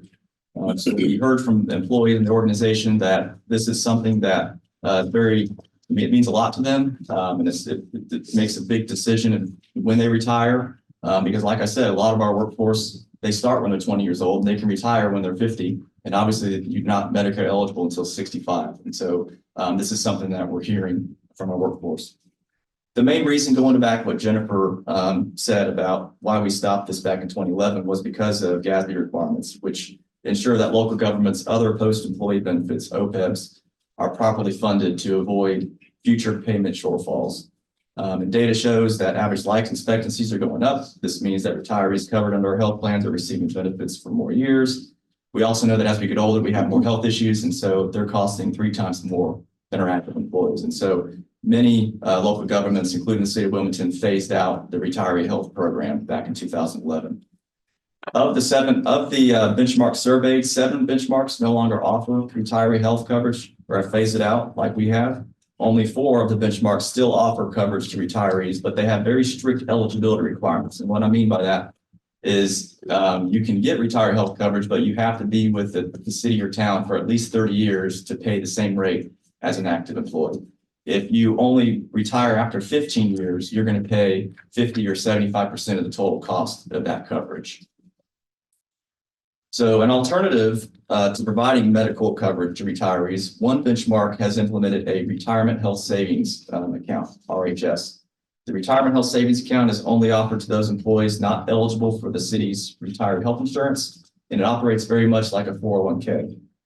So for those that want to participate in the plan at this benchmarks, this municipality, the city contributed 2%, or the employee was required to contribute 2% of their pay each pay period to this plan, which the city contributed $35 per pay period.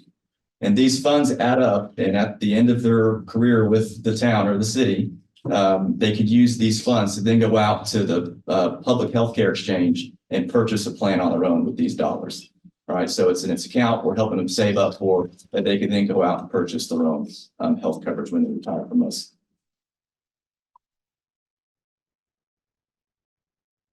So again, going back before I get to that next slide, we're still researching alternatives and like the retirement health savings account, because again, we know this is important and our workforce is wanting us to look at this. Clay, Yes. when we're comparing these with benchmark cities, every city has some kind of different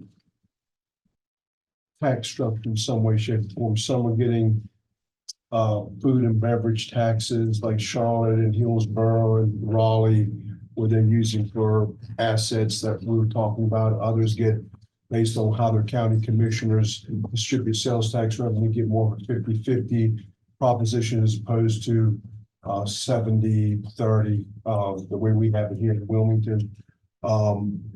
When you're comparing apples to apples, are you doing it that way? Because the money coming into your government reflects what we can be able to pay and the sensitivity that we have in raising taxes or not raising taxes. So do you look at that, or is everybody just throwing us all into the same fishbowl and just, this is it? Yeah, we don't look at that level of detail. I think we should, because every city is different and everybody gets different pots of money. And where our counterparts around the state may be benefiting in different ways from legislative decisions or what their county commissioners have allowed them to do, we may not. And I just think I think it puts us at a disadvantage on some things when other communities are receiving a tremendous more volume of revenue than we do based on some of those decisions. I just don't think it's apples to apples. I really like to hone down on that because I think that's critically important. We're, as Charlie says, getting hosed on sales tax revenue. But we're only getting 18 cents and the county gets the majority of it. And we just get. We assume we are, because they quit giving us the records about exactly. 8 or 9 years ago. We don't know what the distribution is. And every time they raise their taxes, the ad valorem value of their properties goes up and they get more. We get less. Hosing is not, hosing is the Christian way of putting it. Well, I'm saying it the way I'm saying it the way I want to feel. And we are at a tremendous disadvantage. All right, just to wrap up here, our next steps, we'll continue to analyze the results. We're developing recommendations that will help us attract and retain top talent. Compensation and benefits recommendations will need to be evaluated during the budget development process. And as Tony mentioned before, we're going to have to design a multi-year proposal that will improve our employee benefits competitiveness, because when we start messing with deductibles, co-pays, and cost share, it can get pretty costly. So we're going to look at a multi-year proposal to be more competitive, to bring us in line with our benchmarks. And we'll come back at your next budget work session with some recommendations for that. Yeah. Any questions? Thank you all. Next up, as I mentioned earlier this morning, it is the year in which we look at the competitive agency process, and that is handled through our housing folks as much as anything. This started out as distribution of community development block grant funds, and of course it's morphed into something more over the course of several years. This morning we have Rachel LeCoe, who's our Housing and Neighborhood Services Director, who will walk us through. This is the process for the competitive agencies. This is not the economic development, but the housing, the competitive agency. Rachel will walk us through what the process looks like and what the grading will look like in terms of how the proposals will be presented to you. But I want to reemphasize, we do not yet have all of the proposals in. today? They closed Friday. I closed Friday, so we haven't had a chance to do the analysis yet, but she will give you the framework in which we will do that analysis. Rachel? Thank you. And I also want to introduce Shanti Johnson in the back. She is our community development analyst over compliance, and she manages this program. So if there's any questions about existing agencies or anything, she'll be able to help with that. So good morning. Thank you again. So as Tony mentioned, I'm here to present a summary of the process, the funding methodology, timeline, and next steps. As he mentioned, the grant did close on Friday. We've had some staffing changes over the past year, so the grant was pushed back. So a lot of you may be more familiar with getting a lot more information at this meeting, but we'll have a lot more in March. We can provide a memo in the interim to provide more information. So the Human Services grant process, it was formerly known as the Public Services Grants. It's our biannual grant cycle open to nonprofit agencies that provide direct services. They assist communities, families, and individuals impacted by adversity. We do it on a 2-year cycle. It's obviously appropriated annually. So depending on the funding availability as well as agency performance determines if they get that year 2 funding. So this would be the first of a 2-year commitment. Last cycle, so that fiscal year 23 and 24, we did receive 38 applications for a total ask of 1.4 million. Just briefly looking over the applications, we are slightly over where it's about 47 applications for a total of 1.66 million. So it's pretty in line with what we've seen in the past. Last cycle, we awarded 25 agencies, $688,000 for those 2 years. We actually had 8 new agencies that came through that process, which was because we were able to look at it a little differently. We put caps on what people could ask for. I'll get to that in a minute. Rachel, sorry to. Yeah. Did you mention how many applications you've received this year? 47. 47. Thank you. So these are the populations we serve: youth, young adults, elderly, disabilities, survivors of domestic abuse, child abuse, formerly incarcerated or underemployed. All must be in the city limits and have a household income at or below 80% AMI. What is that number? It depends on the family size. Obviously, it kind of gets a little funky, but for a household of 1, that would be about 50,000. For a household of 4, it'd be 72,000. Thank you. We have 5 focus areas: youth violence, economic prosperity, safe haven for vulnerable residents, preventing housing displacement, and addressing food insecurities by increasing access to healthy, nutritious food. This year, we've been allocated about $631,000.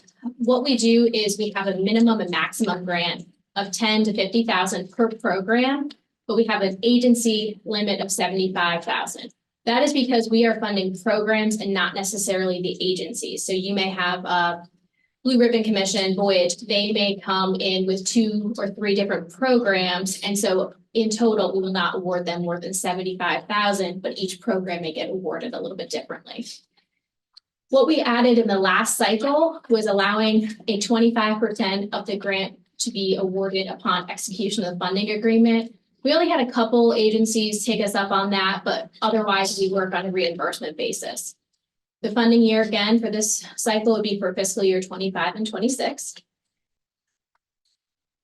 As I mentioned, just our brief timeline, we put out the workshops.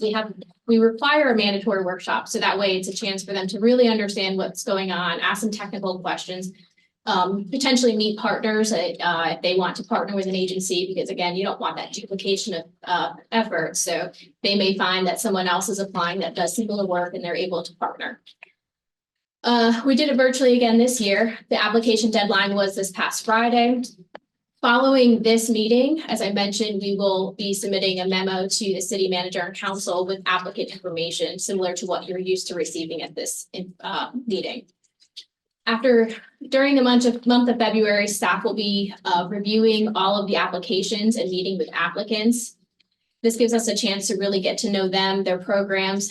They're able to talk more about their budget and their program. It's a great opportunity.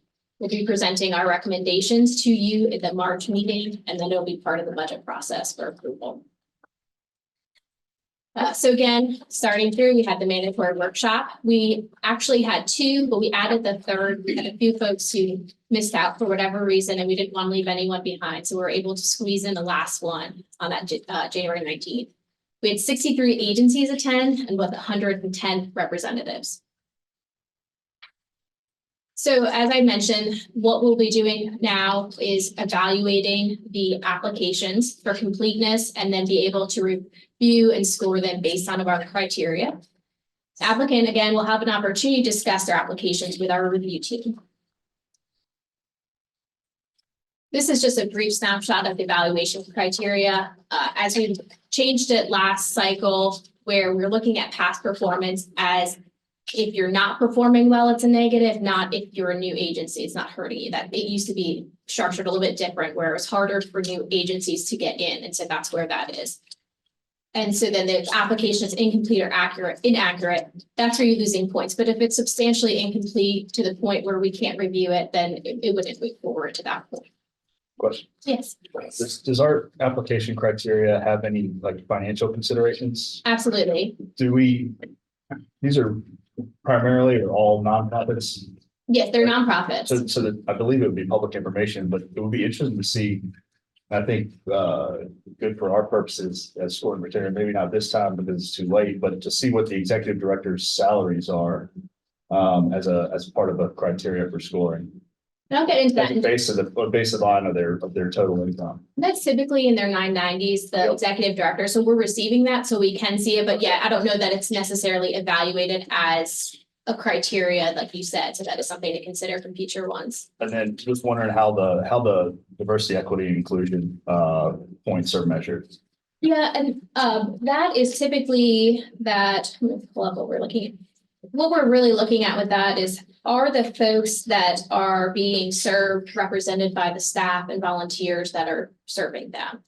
Shannon, do you have anything else to add on that with the diversity equity? Yeah, so it's exactly as you said, but also too, we're monitoring obviously their ability or willingness to commit to the city's mission to provide services, non-discriminatory, obviously, and equity as far as providing those services. So we're looking at all that together. How does that get reduced down into a point structure? I guess is my question. Are they just saying, yeah, we agree with the city's position? So we have an attestation that they can sign, but we also look at the policies that they have already incorporated into their program. So a lot of the agencies already have that.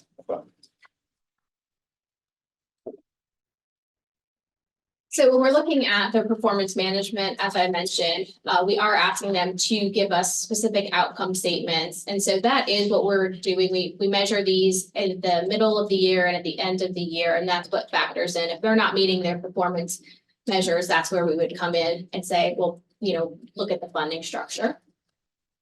When we look at the budget, what we are looking at is reasonable cost. Can they be allocated? Is everything accurately documented? What is the % of the overall program budget?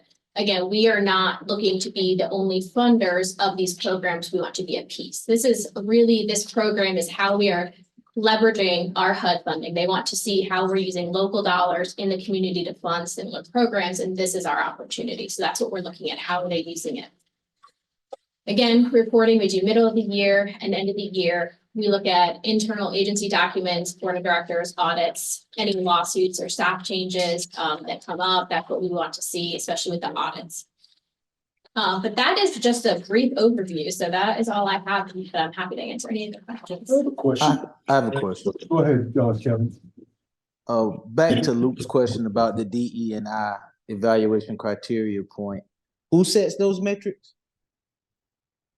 Research metrics for the DEI. Sure how they were set, but I think it's something that we've used throughout the year. Just kind of want to know overall what the agencies are looking for.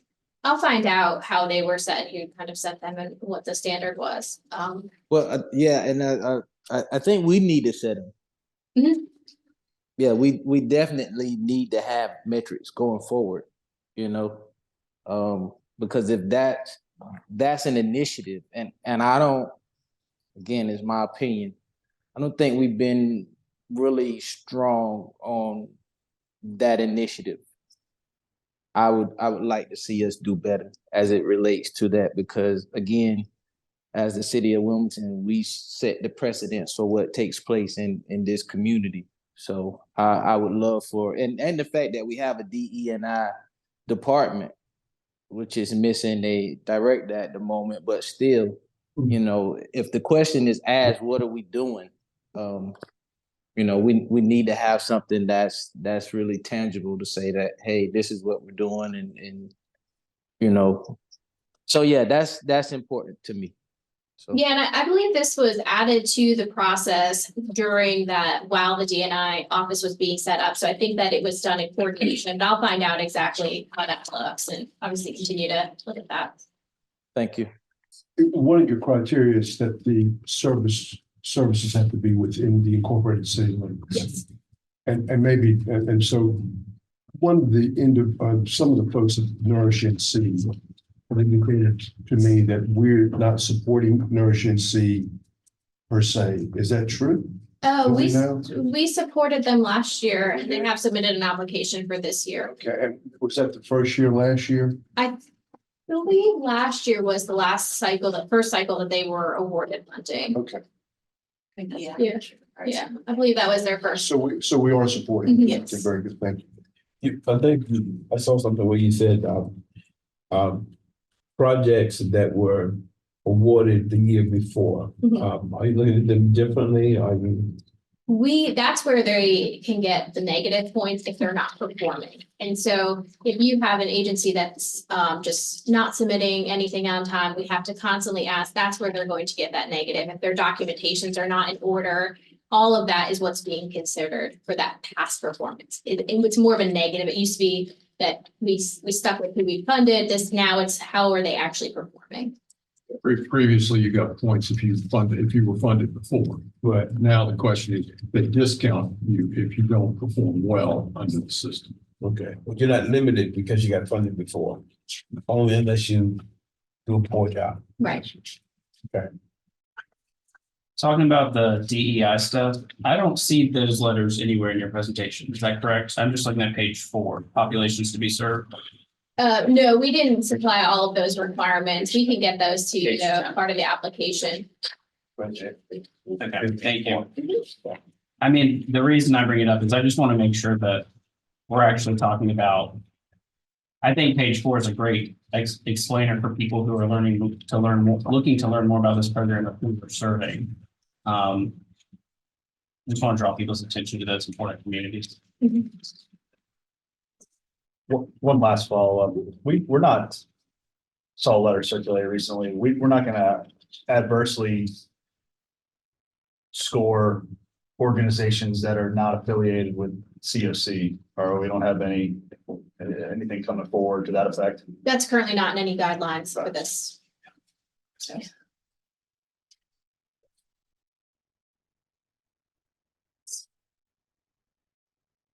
Any other questions? The reason we bring this forward is this represents a relatively small percentage of your budget, but always generates probably some of the greatest discussion because you are on the front lines with these folks on a daily basis. So we want to make sure we get all of your questions answered before we actually bring the project forward. Tony, one more thing. Yes, sir. And it may not be directly related, but it is somewhat related. When we did the grant during the small business grants during COVID, right? Yes, sir. There was some discrepancies of people who had businesses within the city limits, but lived outside of the city limits. And initially they were being told that they didn't qualify. I'm not familiar with that complaint. I don't believe. Well, I'm familiar with it, and I'm just saying I would like for us to address it. You know, if a person, and I'm certain there are many people who don't live within the city limits. They may not even live in New Hanover County, but they have a business in the city limits. That to me is a qualification to participate. And so maybe we need to clearly define that. We'll go back and evaluate those specifically for that criteria. But I believe the criteria has been service to our population, not necessarily where somebody lived, but let us go back and verify that. Okay, thank you. All right, Rachel, you mentioned that there were 47 applicants that met the criteria. Not necessarily, just had submitted their application. We'll start beginning to look to see, are they eligible organizations? Are they eligible? Yeah, so we haven't even gotten to that. That's just the initial what came through. And one thing I mentioned, I think the last time we did this, was like, if there's an organization that, because they didn't have the infrastructure right, will we eventually go back and help them, kind of give them some guidance or send them somewhere? Yes, we're very good at giving technical assistance to help get people where they need to go. Okay. Thank you. Good report. Other questions? Okay. Thank you. Great. Appreciate it. Chad's up now. Some of this probably update will be.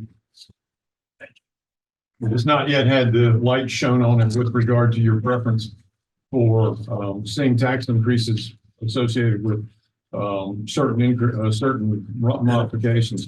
But I wanted Chad to update you with regard to where we are on the moving in process. Where are we with regard to leasing the facility? Where are we with regard to costs and modifications? So I've asked him to put together a relatively comprehensive review of that, but if you have questions during the process, certainly feel free to interrupt Ted and go ahead. We need an accommodation for this. Well, I printed those because I'm going to be really small there. So some of the slides actually zoom in on certain areas, Ms. Andrews, so you'll see it on the presentation. Good morning. I wanted to start, as Tony mentioned, giving you an update on where we are with our efforts to date. What we've done thus far is we've moved in approximately 260 of the anticipated 317 employees into the building, in portions of the building, including the second floor, portions of the third floor. We temporary space for the time being, as well as the full occupancy of the 10th, 11th, and 12th floor. In around September 2023, our focus honestly shifted some in regards to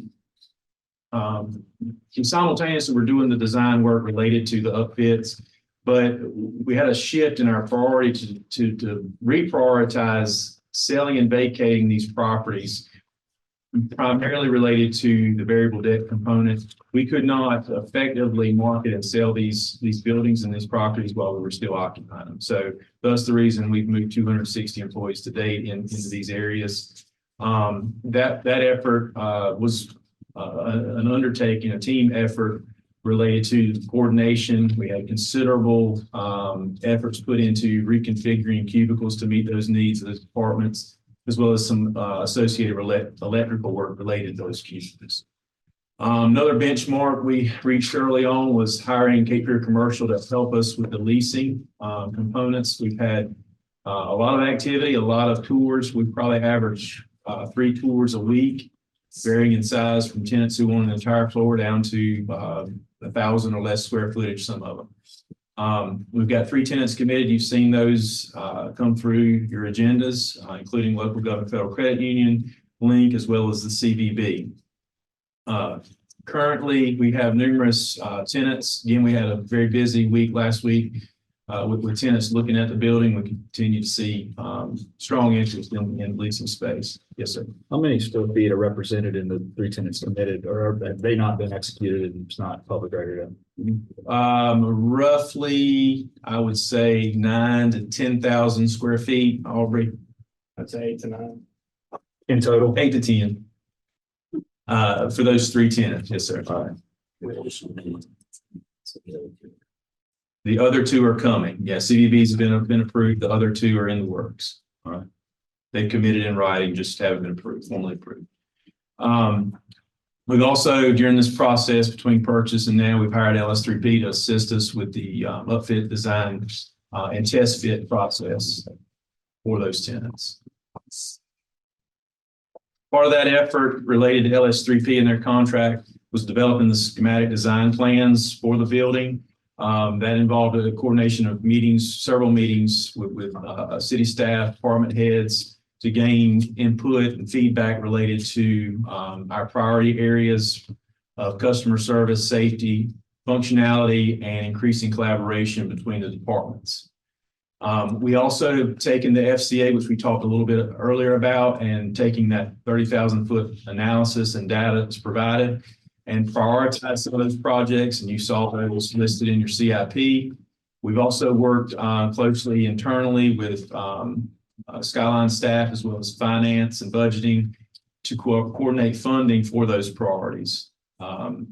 We've also identified certain studies and evaluations that we're going to need to do to help us get a more firm project scope and help identify whether or not projects are viable and feasible at all. Two projects that come to mind that were not one that was not discussed in the CIP was the external assessment of the building. The windows were discussed. Part of that also involves evaluating the vertical joints and the caulk in those areas, as well as the membrane roof on the 11th floor patio. All those will be rolled into a study and assessment so we can determine the degree of damage or deterioration, as well as a project scope and cost related to the project for that area.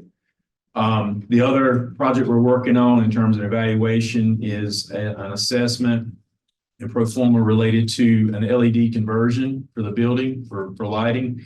These are 17-year-old fixtures, and other than a few you'll notice throughout the building, most of them are original.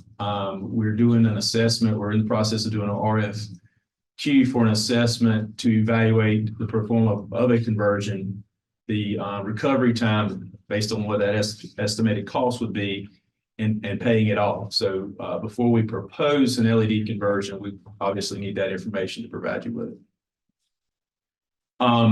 There have also through this process, there's been some reprogramming of city space and changes in areas related to potential lease space, namely the second floor. All along, we were going to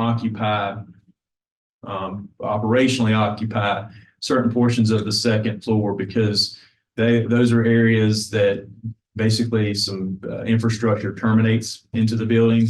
The server room, the battery room, the IDS, MDS on that floor are all always going to be city space. And it always presented a problem functionally for tenants on that floor if we had such a large presence there.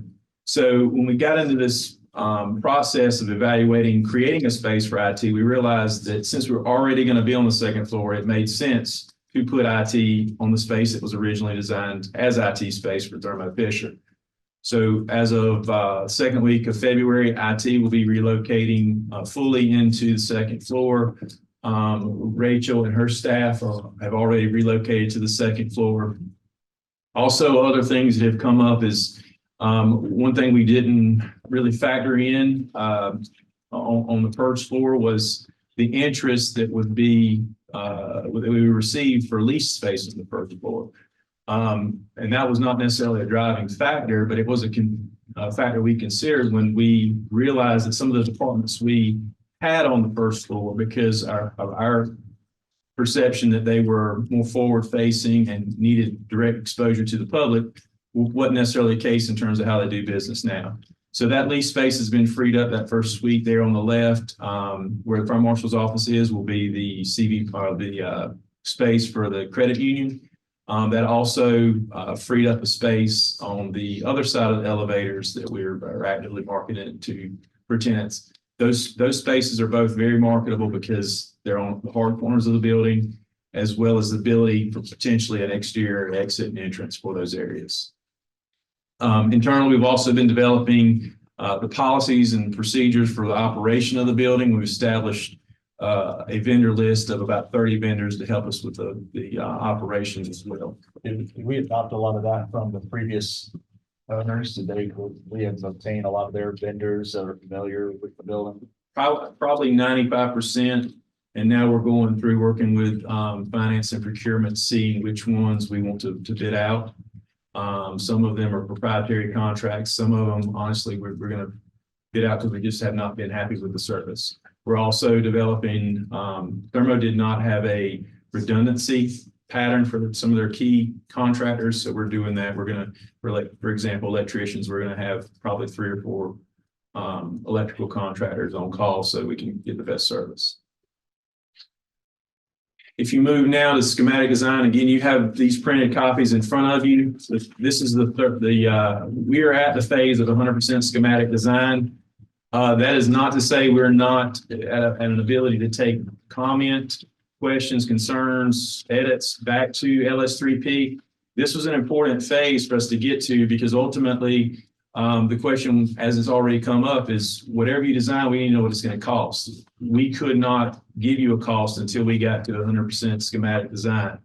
And speaking with Emily at a break a while ago with LS3P, she anticipates that we will have cost estimations based on these schematic designs on February 9th. The first floor, which you're looking at here, calls out basically 3 areas. Council chambers, which you have a zoomed in plan to show you a little bit more detail on what's being proposed there, is in your plan. The customer service area, which will include all of our forward facing departments, as well as our external partners, CFPUA, SafeLight. The security upgrade is called out there just to show you what the typical is going to look like on all 12 floors of the building. And essentially, it's just double vestibule doors as another layer of security and access control for the elevators. This is the customer service area. It's immediately adjacent to the north of Biddy and Bose. It follows generally the exterior footprint of the large rooms there on the west side, as well as incorporating what's on the east side, which if you'll recall, when Thermo was here, it was their print shop. We would have considerable demo in this area, a lobby, some breakout rooms for meetings that would need to occur. This would be planning, including representation of 4 different divisions in planning, cashier's office, SafeLight, CFPUA, as well as some front desk terminal space if another department needed to have temporary representation in this area. Is SafeLight a tenant? SafeLight is a contractor with the city. Yeah, we contract for that service, and they do have an office currently at 305 and has since the inception of the contract service. So for their safety concerns, they have asked to be part of the customer service area where they're behind the petition there. And so part of the customer service area will incorporate space for SafeLight so that they'll have a window at the counter to talk with people and be able to have office back there. Considerable time and effort, meetings, feedback went into designing this space. And I hope everybody, department head wise, that's got folks in here feel like we solved the problem of addressing access and security, future growth, but more importantly, addressing the needs of the customers that are going to be walking into that area. Yes, sir. This the green space at the front entry of the building that's designated leasable space. I think you said the credit union was interested in that. Has any of this been leased as of yet, or is it we're getting pretty close to leasing it? If you look at what's on here south of the security upgrade, that is the space that the credit union is leasing. North of that area has been shown several times, but no firm, nobody's put anything in writing in terms of accepting that. We have had some LOIs related to that space, though. Okay. council chambers. This is the design that we're proposing for the council chambers. Couple things to point out. This space lacks enough storage to clear the room of all tables and chairs and store them to open up and allow for the space and flexibility to be used in a lot of different ways.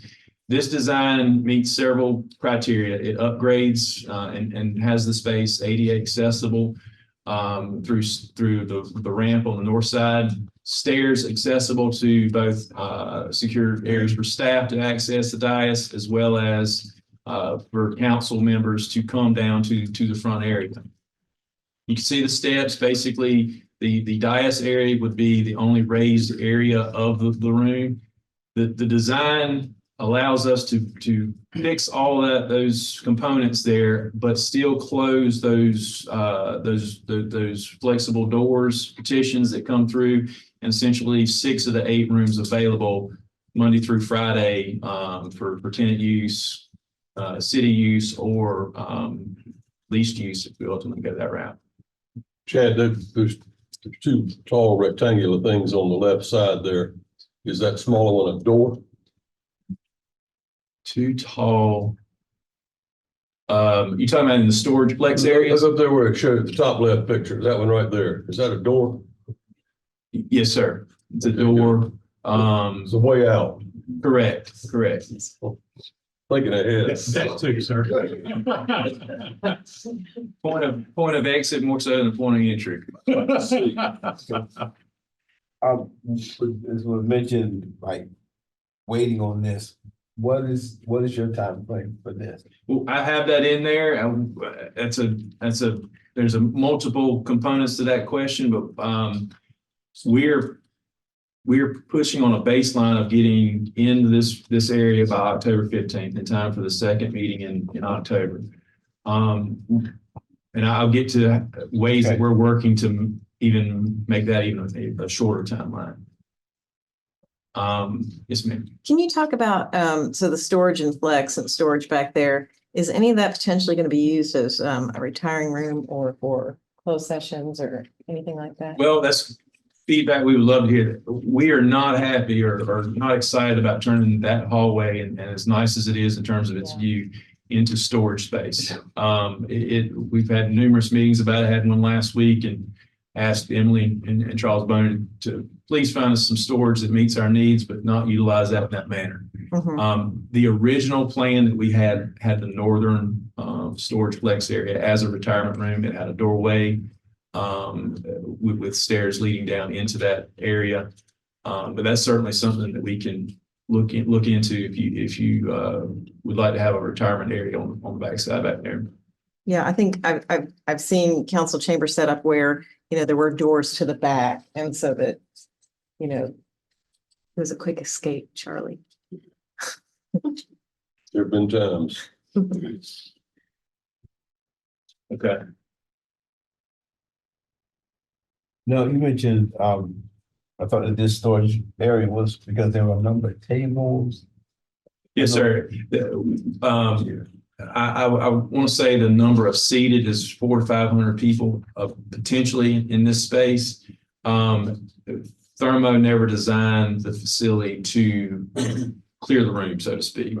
And that may be a one-off type situation, but even with the full design, as you see here, the added storage space on the east side, we still won't be able to clear the room, but we will be able to get a large portion of the tables and chairs out of the way with those storage proposed.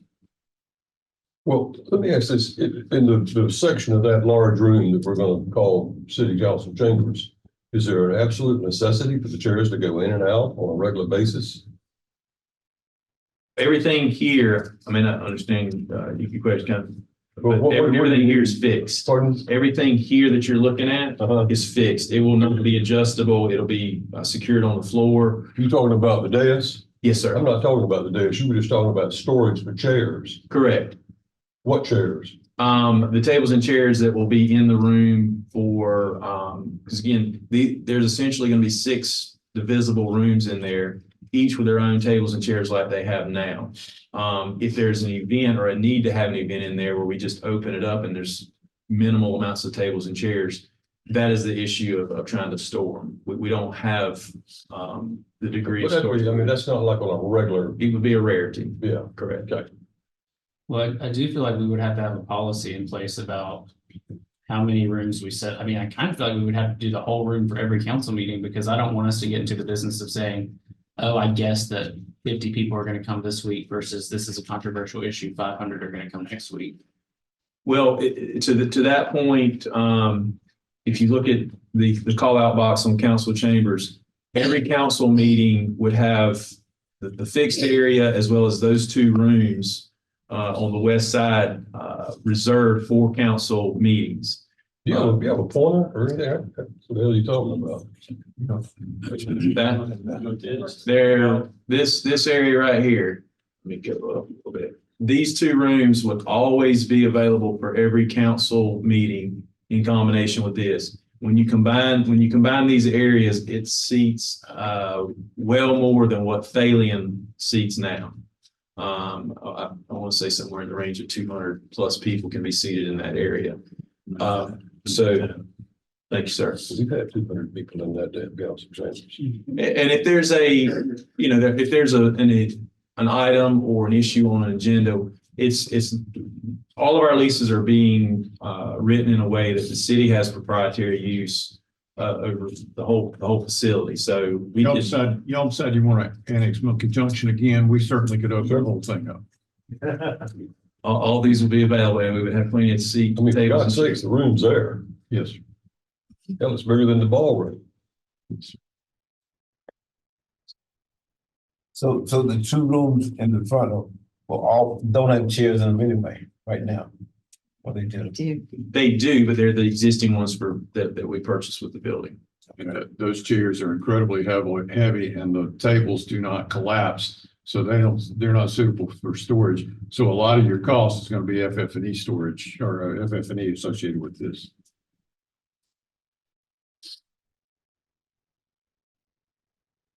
Second floor, again, mentioning that we're going to move IT, hopefully the second week in February onto that floor.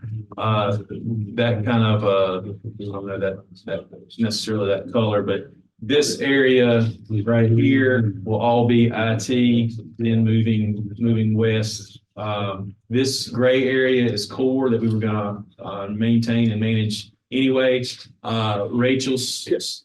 What is, we keep referencing core, but they are office, I mean, they're shown as office spaces existing. So are we just kind of retaining those? So for example, I use the word core generically in the sense, this is their, what Thermo Fisher used as their run IT kind of IT infrastructure.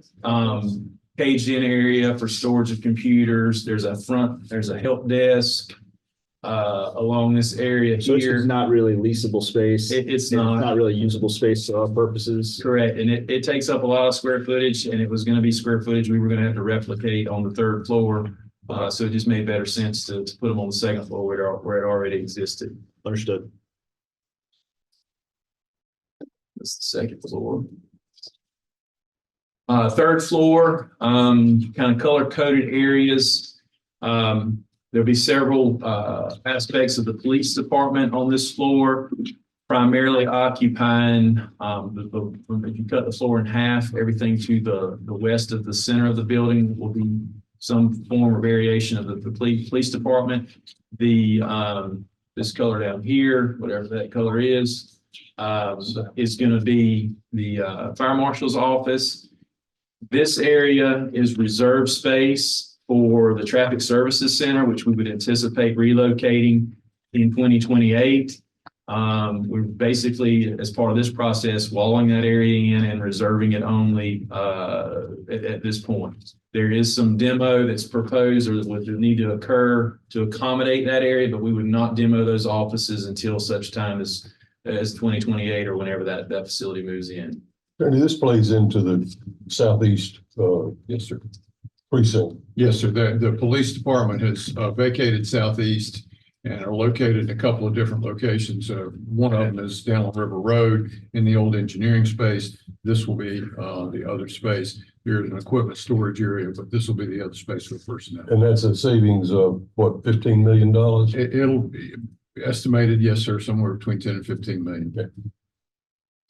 A couple other quotes. The northern area, this purple color represents the vault, the existing vault, fire suppressor vault that Thermo Fisher had that will be repurposed to accommodate the clerk's files. This will be the clerk's office portion of the clerk's office. One other thing to point out is this Carolina blue color here is future growth areas of the city. If there was another department or these departments within this floor needed to grow, those would be areas of future growth.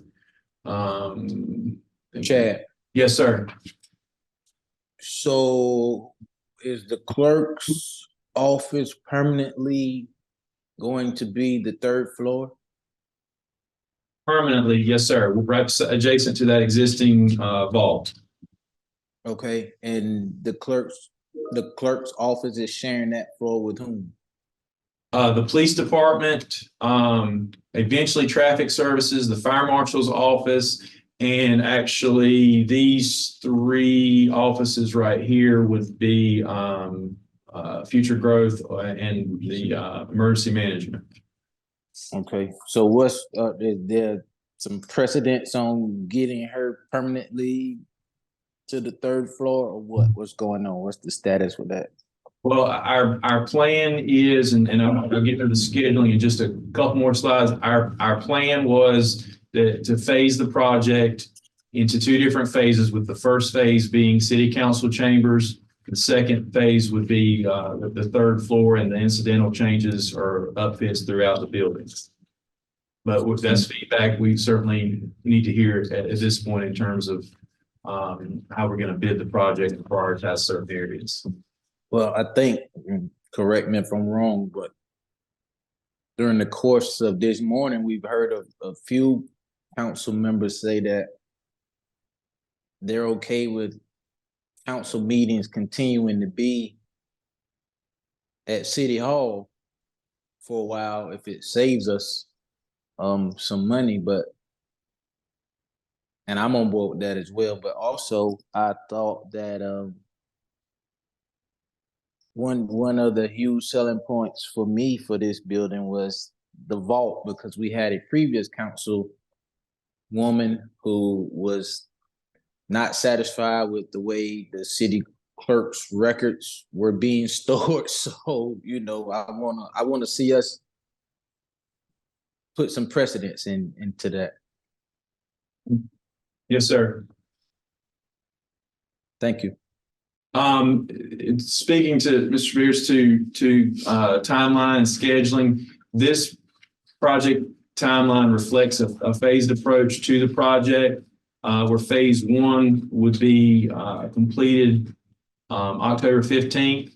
Phase two would be completed December 20th, and phase two would be substantial completion of everything that we've just shown you in terms of upfits to the building. Originally, we were looking at this being a traditional design bid build project. When we projected that out, we were looking at a project that was going to be completed sometime January 31, 2025. Realizing that was not a acceptable timeline, we have now gone to prioritizing this project as a CM at risk project. That'll help us do a lot of different things, a lot of attributes and benefits to doing CM at risk. We've developed the RFQ. It's internally being reviewed now by purchasing as well as legal. We anticipate putting that out January 31st. So if there's changes or a desire not to follow this path, this feedback we need to hear today and change that RFQ. Timeline basically would take the CM at risk firm approval, selection process and approval would occur at the March 5th council meeting. From that point, we would be working hand in hand with the selected firm working to develop not only our mechanical, electrical, plumbing plans, design plans, and ultimately develop a guaranteed maximum price, which is the acronym of their GMP. The benefits of this will help us not only identify areas of efficiency and cost reduction, but it'll cut the timeline down to roughly 20% of what that original design bid build timeline was going to be. It'll also allow us on the current plan to phase the project and prioritize council chambers or another area that council so chooses to prioritize. Is there a question? Yeah, so that, I mean, that $3 million, is that just a placeholder number that It is. we were shooting from the hip on? Because, you know, we haven't been able to bear down what we think it's going to be. We basically looked at very broad terms what we anticipated from what feedback we were receiving from Thermo Fisher on upfitting 2 floors. Now their upfits involve Not apples to apples, yeah. very little demo. They've added a few offices, completely furnished it, new carpeting, new front desk, those type things. And they spent, we took that number and basically allocated it over two floors and then the overall building improvements we anticipated. But again, February 9th, we'll have more definitive cost estimation numbers to provide to you.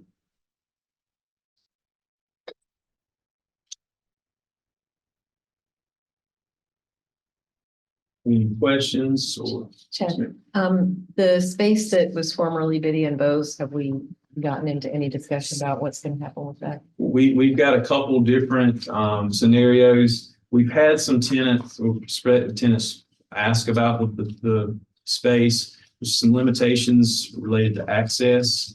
Those tenants wanted access after operating hours, and we honestly are not set up to allow for that and still control the buildings in terms of access. There's limitations in that space in the sense of it is a almost just like a paired food space. It has no grease trap. So that limits its customer pool. We've also talked internally about the prospects at some point of the city operating that space. And we've not made a definitive decision one way or another. But we are allowing K-Pier to actively show it and take proposals on if there are folks that would be interested. Hey, have we, has there been any discussion with Biddy and Bose about There was discussion initially with Biddy and Bose, but the situation that they had, the arrangement they had with Thermo Fisher is not something that we could ever come close to touching in terms of committed revenues and full capital coverage and everything that they had in place with Thermo. The computer room downstairs, all the printers and stuff like that. Are we using that? On the first floor? Yeah.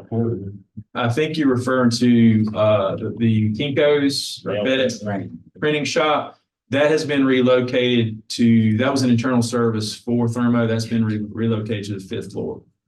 So no, that is not something we can utilize.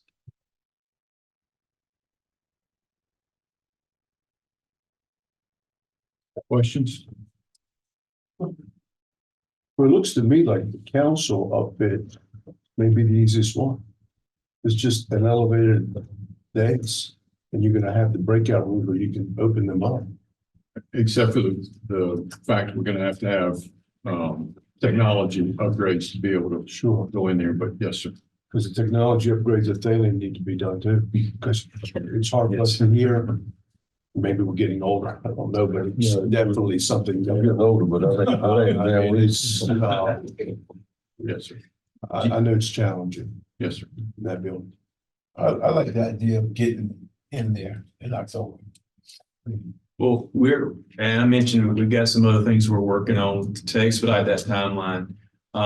We are basing the RFQ on, at worst, October 15th, and we're writing it in a way to incentivize, non-financially incentivize firms who are willing to commit in writing to a delivery date prior to that. So, and to Mr. Spears, to your point, met Friday with a firm that I'm certain will bid on it. And they did not feel like that there was any need for phasing, that they felt like they could knock this project out because of their scheduling and the way things, bigger term, longer term projects are scheduled out to October. They felt like they could knock it out in one phase and for the entire project. So we're working towards getting all of this done as quickly as possible. And we will bring back to you the cost associated with it and discount it proportionally for example, for council chambers and then the customer service area and modifications to the third floor that'll be able to show you in increments what it'll do to that tax, the proposed tax increase. It may be that it's not substantial enough for you to move forward. It may be that you want to move forward with all of it at the same time. That's entirely up to you. Tony, with the coming vacancy, even if it's October the 15th or January 1, 25, when will there'll be some discussions with Thalian about absorbing, and how will that be funded, and will we still be responsible for all of these repairs to an old building? Yes, sir. We are in discussions with them at this point in time. We have not yet gotten any sort of lease proposal together to bring to you. One of the things we will be doing with them is to phase in over time with them taking on more cost responsibility with the operation of the building. And if Tom Moten were here, he would appreciate this. For example, we pay the electric bill on that building, and they leave the back door standing wide open all 4 seasons of the year. So if they had to pay the electric bill, perhaps they'd be a little more conservative with regard to that. So we would do a progression, since we certainly don't expect that they can take it over immediately, but we would certainly do some sort of progression. I've had people, well, Arts Council would like to be located in that environment. And what we had anticipated was they would be the master lessor for the building, and then they could lease out those areas. Thank you. Sure. Other questions regarding this particular issue? I've just been. I'm sorry, Tom. Jared had some comments or questions or points about the council chambers and needed some feedback regarding updates related to the tech side. Sure. Had a few points here to add some context that I thought may be helpful as you're thinking about the council chamber space. And then we wanted to receive some feedback as we're proceeding with that. What I wanted to point out first is that we're looking at constructing a fixed dais within a multi-use conference center that would remain a multi-use conference center. So we're essentially appending to that space the ability to host a variety of public meetings, which would include city council meetings. It may be helpful to think of it not simply as a council chamber, but really as the workhorse of our public meetings programming at the city in general. The majority of the uses for that space may actually not be council meetings. Council meetings would be the most formal use for that space, but we would also be hosting boards and commissions. Any other kind of public meeting or broadcast would take place within that space. We currently have 3 spaces that we use for these types of meetings: the council chambers at Thalian Hall, as well as the 5th floor conference room at 115 North 3rd, and the annex at 305 Chestnut. 2 of those are now on the docket to be sold. The 3rd one, the Thalian space, it had been mentioned that there are some needs for technological upgrades to that space, and there really are. In fact, we hit pause on some of those as the potential of acquiring this facility entered the discussion, because we didn't want to be throwing good money after bad, investing in those repairs and improvements only to then relocate. A little other context for you as well. The meeting space, well, that's what led to this kind of the sense of urgency really in developing this, is that we do have a need for those public meeting spaces, and we do have those repair needs where we've got a little bit of kind of scotch tape and chewing gum holding together some of the tech. that we use for broadcasts in Thalian. Noticed. Need more bubble gum. The public meeting space on the first floor conference room that you looked at here in the schematic design, it is currently the only public meeting space that we have planned in the building right now. Why do we need a public meeting space like this with the fixed furniture? We have some kind of unique requirements that we've got to satisfy: broadcasting, streaming, cable casting, audio accessibility issues, hybrid and remote meeting capabilities, the Granicus system integration, electronic voting, AV needs for various types of meetings, workshops, as well as formal meetings. So we're really bringing together a lot into one space that's designed to serve a wide variety of needs, but also some very specialized needs. So I wanted to make sure that that context was added to the discussion, because it really is far more than just a council chambers that we're satisfying with that formal meeting space. There were two areas that we were looking for some council feedback for, and I want to invite Chad to reserve the right to overrule or add to or subtract from anything that I say. But a few main goals that I want to first begin with is a multifunctional space that's going to get a lot of usage. We want to maximize all of the value that we can extract from that space by being able to host a variety of different meetings in that one space and have it be very well and heavily used. We want to reuse equipment as possible, both the existing equipment in that space and existing equipment that we have in the council chambers at Thalian Hall to the greatest extent possible. Some of that is older equipment and it may not integrate well with newer equipment, but to the greatest extent possible, we want to be good fiscal stewards of what we do have. Modern tech in the room that is kind of future-proofed, not just for our current needs, but our future desires for that space. And then an appropriate balance of look and feel, because it is a multi-use facility, but it's also our seat of government. So finding that appropriate balance are all part of the overarching goals. And so before moving to any specific tech desires or feedback you may have, I want to invite any feedback on those overarching goals. I brought this up, so I'll jump on it. I know that the end goal, of course, is for us to be down there, not just council, but boards, committees, utilizing that space. All I'm referencing is that we have a perfectly usable space with doesn't seem like any real urgency to get us out of. And I know there's updates and updates that need to be made downstairs.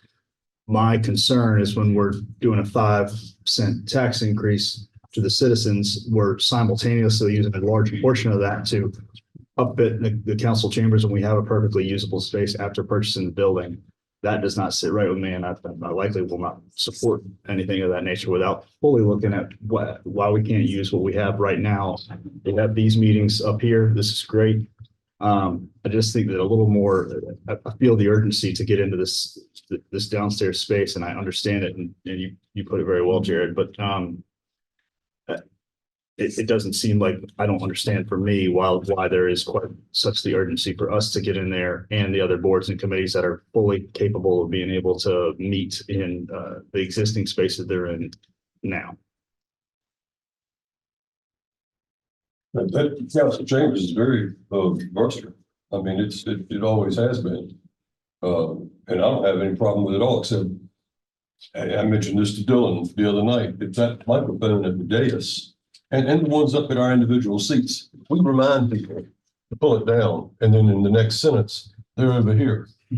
And we do the same thing. We're all guilty of it. We put it there right by our mouth, and then we lean back or whatever. And it's, people need to hear. And I think about the people at home. I've watched it from afar before, and it's you know, talking about transparency, it sounds like we're mumbling.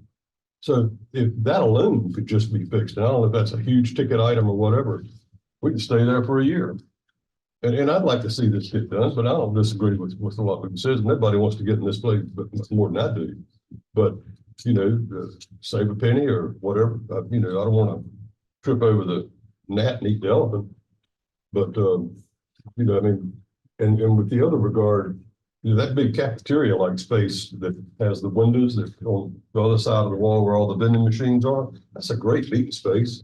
And it doesn't have to have, I mean, it's got a screen in there and all somebody would need would be to have a microphone for a little neighborhood meeting. And it comes in right off the visitor parking lot. I mean, we can get, you know, sometimes we can get too fancy or we can get too in the weeds on some of these things. This building has got something for everybody. I mean, we got more space here than anybody in town. So I just don't think we need to overanalyze it. Well, 3 cents.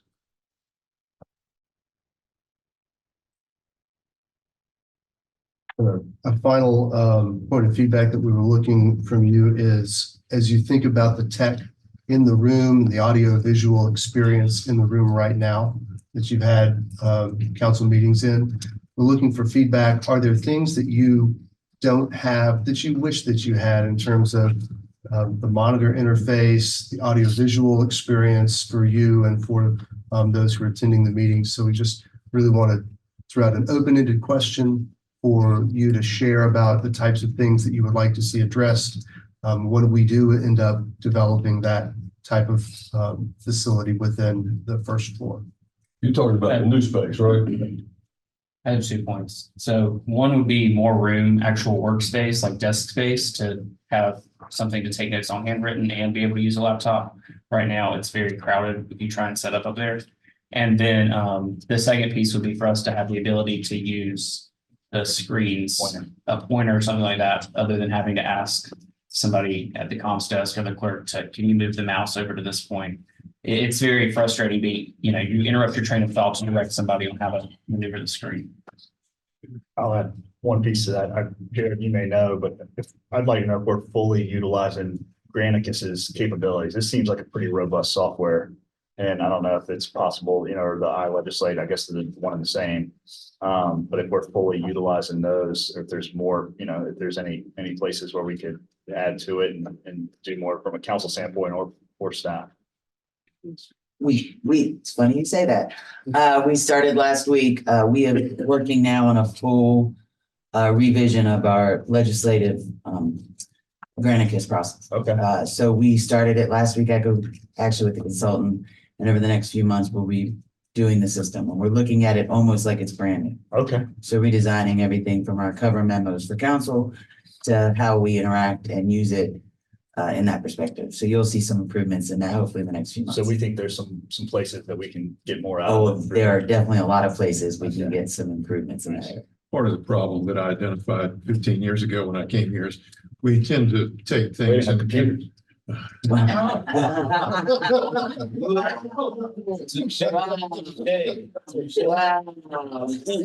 I'll leave now, hang my head. Was that we tend to take software and want to Wilmingtonize it. We want it to fit the Wilmington way. And so what we've been trying to do ever since then is try to buy software that fits what we do as opposed to trying to modernize it. In terms of Granicus, as well as another piece of software that we keep our time on. Those are very robust platforms. And when you don't try to mold your way into doing them, that you'll find that the robustness will flourish a bit. So we will be working on that. I'm glad to hear that. I don't know much about it, but I just sense that software has a lot of capabilities for all of us. Yes, sir. Mr. Joyner, were you referencing width or depth or both? I mean, both. I think probably, yeah, both. If he has to sit next to me and I just start taking up a lot of space. I'm already doing it today. Well, because I'm at the end, I do have extra space that everybody else doesn't have, and I still feel crowded. Okay. Well, the county dais goes this way a lot deeper. And there's only 5 of them up there, so they do have more room, but I propelled that way all along. Because I bring a whole bunch of stuff. One other thing, we're gonna be down in that other place. I want somebody to explain to me, I understand daytime, but at nighttime, why can we not open our drapes? It's pretty. We certainly can do that. I mean, for years and years, all we had was those level door blinds, you know, and stuff came in and the screen was over there behind where Penny sits. And there was never any glare to speak of. But I mean, I feel like I'm in Great Expectations, this Haversham house. You know, they have drapes, heavy velour drapes. It'd be pretty to open them. Assuming that they're operable, we'll be glad to do that. Well, we've opened them before. It's so nice. Yeah. It's okay. Thank you, guys. Jerry, did we answer your question at all? Yes, valuable feedback, yes. Yes. I think it all comes down to what we're gonna do on taxes. At this point. Some people are comfortable with it, and some people may not be comfortable with it, but I think the evaluation of what you folks are doing is spot on. This is gonna be the municipal building for this community. You got plenty of space here for a lot of interaction with the community, public space.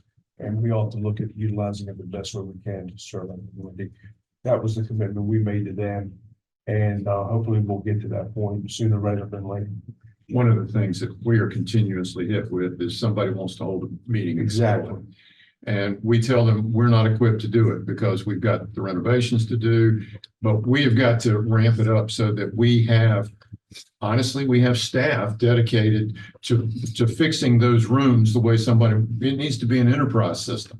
We need to have staff devoted to those rooms, just setting them up and tearing them down. And it needs to be very similar to what we do at the convention center. I'm not saying I'm as robust, but we need to be set up for that because that's what we're here for. Whether we charge it that way or not, that's certainly up to you. But we need to be set up so that the cost associated with doing that is held in one account and we know what it is. Yeah. Mr. Mayor, I have been informed that lunch is downstairs. We have one more presentation. We can Schedule it. Let's do it. Okay. Do it now. You don't mind? You don't bring it in? I think it's a break. We'll take a break. We'll take a 5-minute break. Okay. Back in session. Okay, I'm going to go through the last presentation, which we're pretty excited to give you highlights of what we've been doing. Similar to our strategic plan, we have developed a management tool that is for our departments that relates to core services.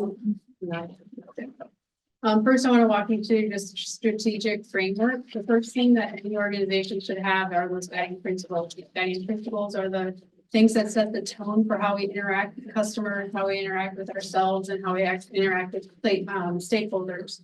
Then we have our guiding strategic plan. So we have the city's overall strategic plan, and that focuses on strategic services that this community wants to change in desired areas, either new expansion or shifting the way we do business. The department business plans, which we've had, these are the things that will focus on the operational things that are already operational. The community expects to have them. We've been doing them for several years.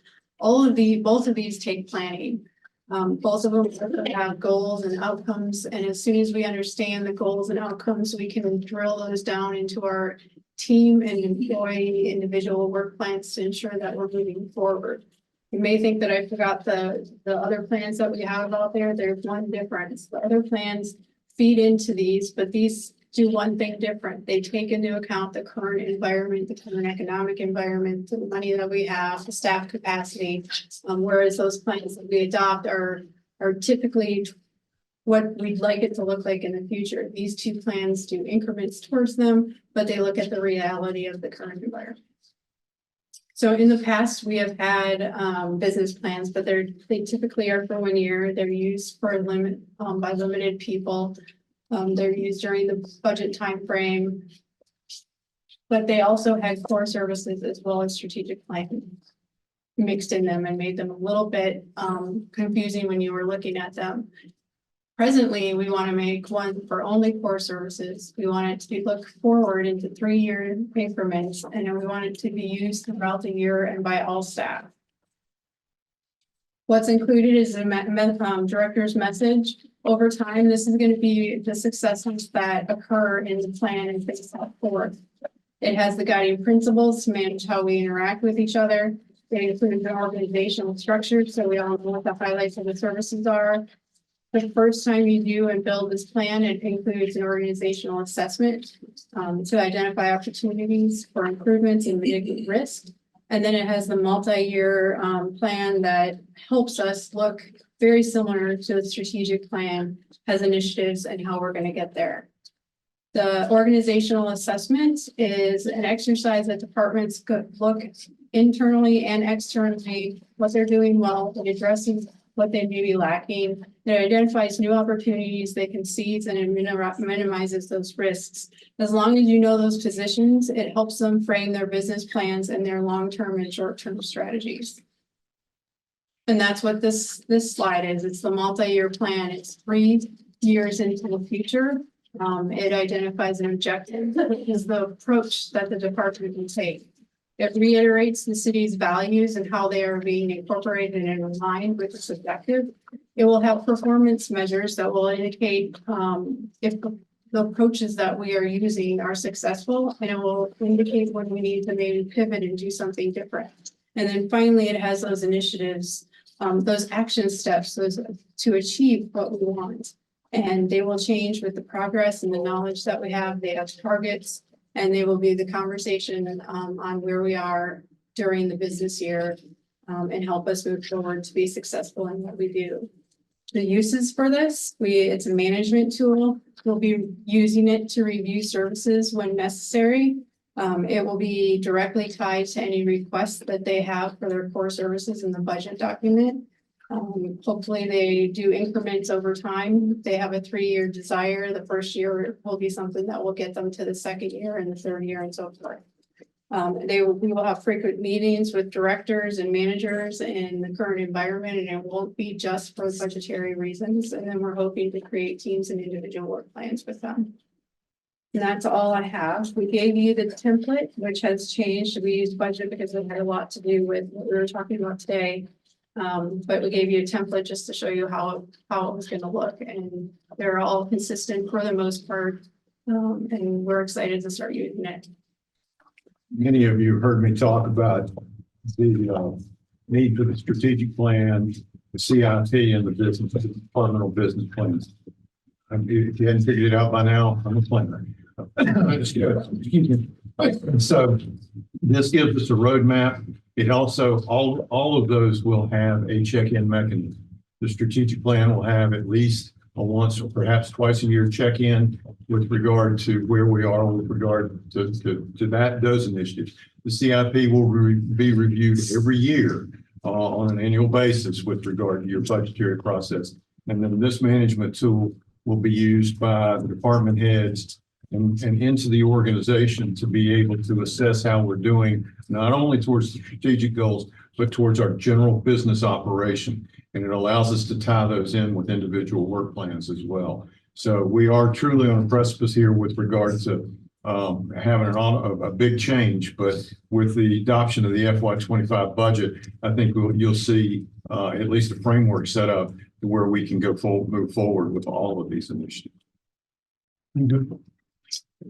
Questions? Anybody? Well done. Thank you. How are the people receiving it?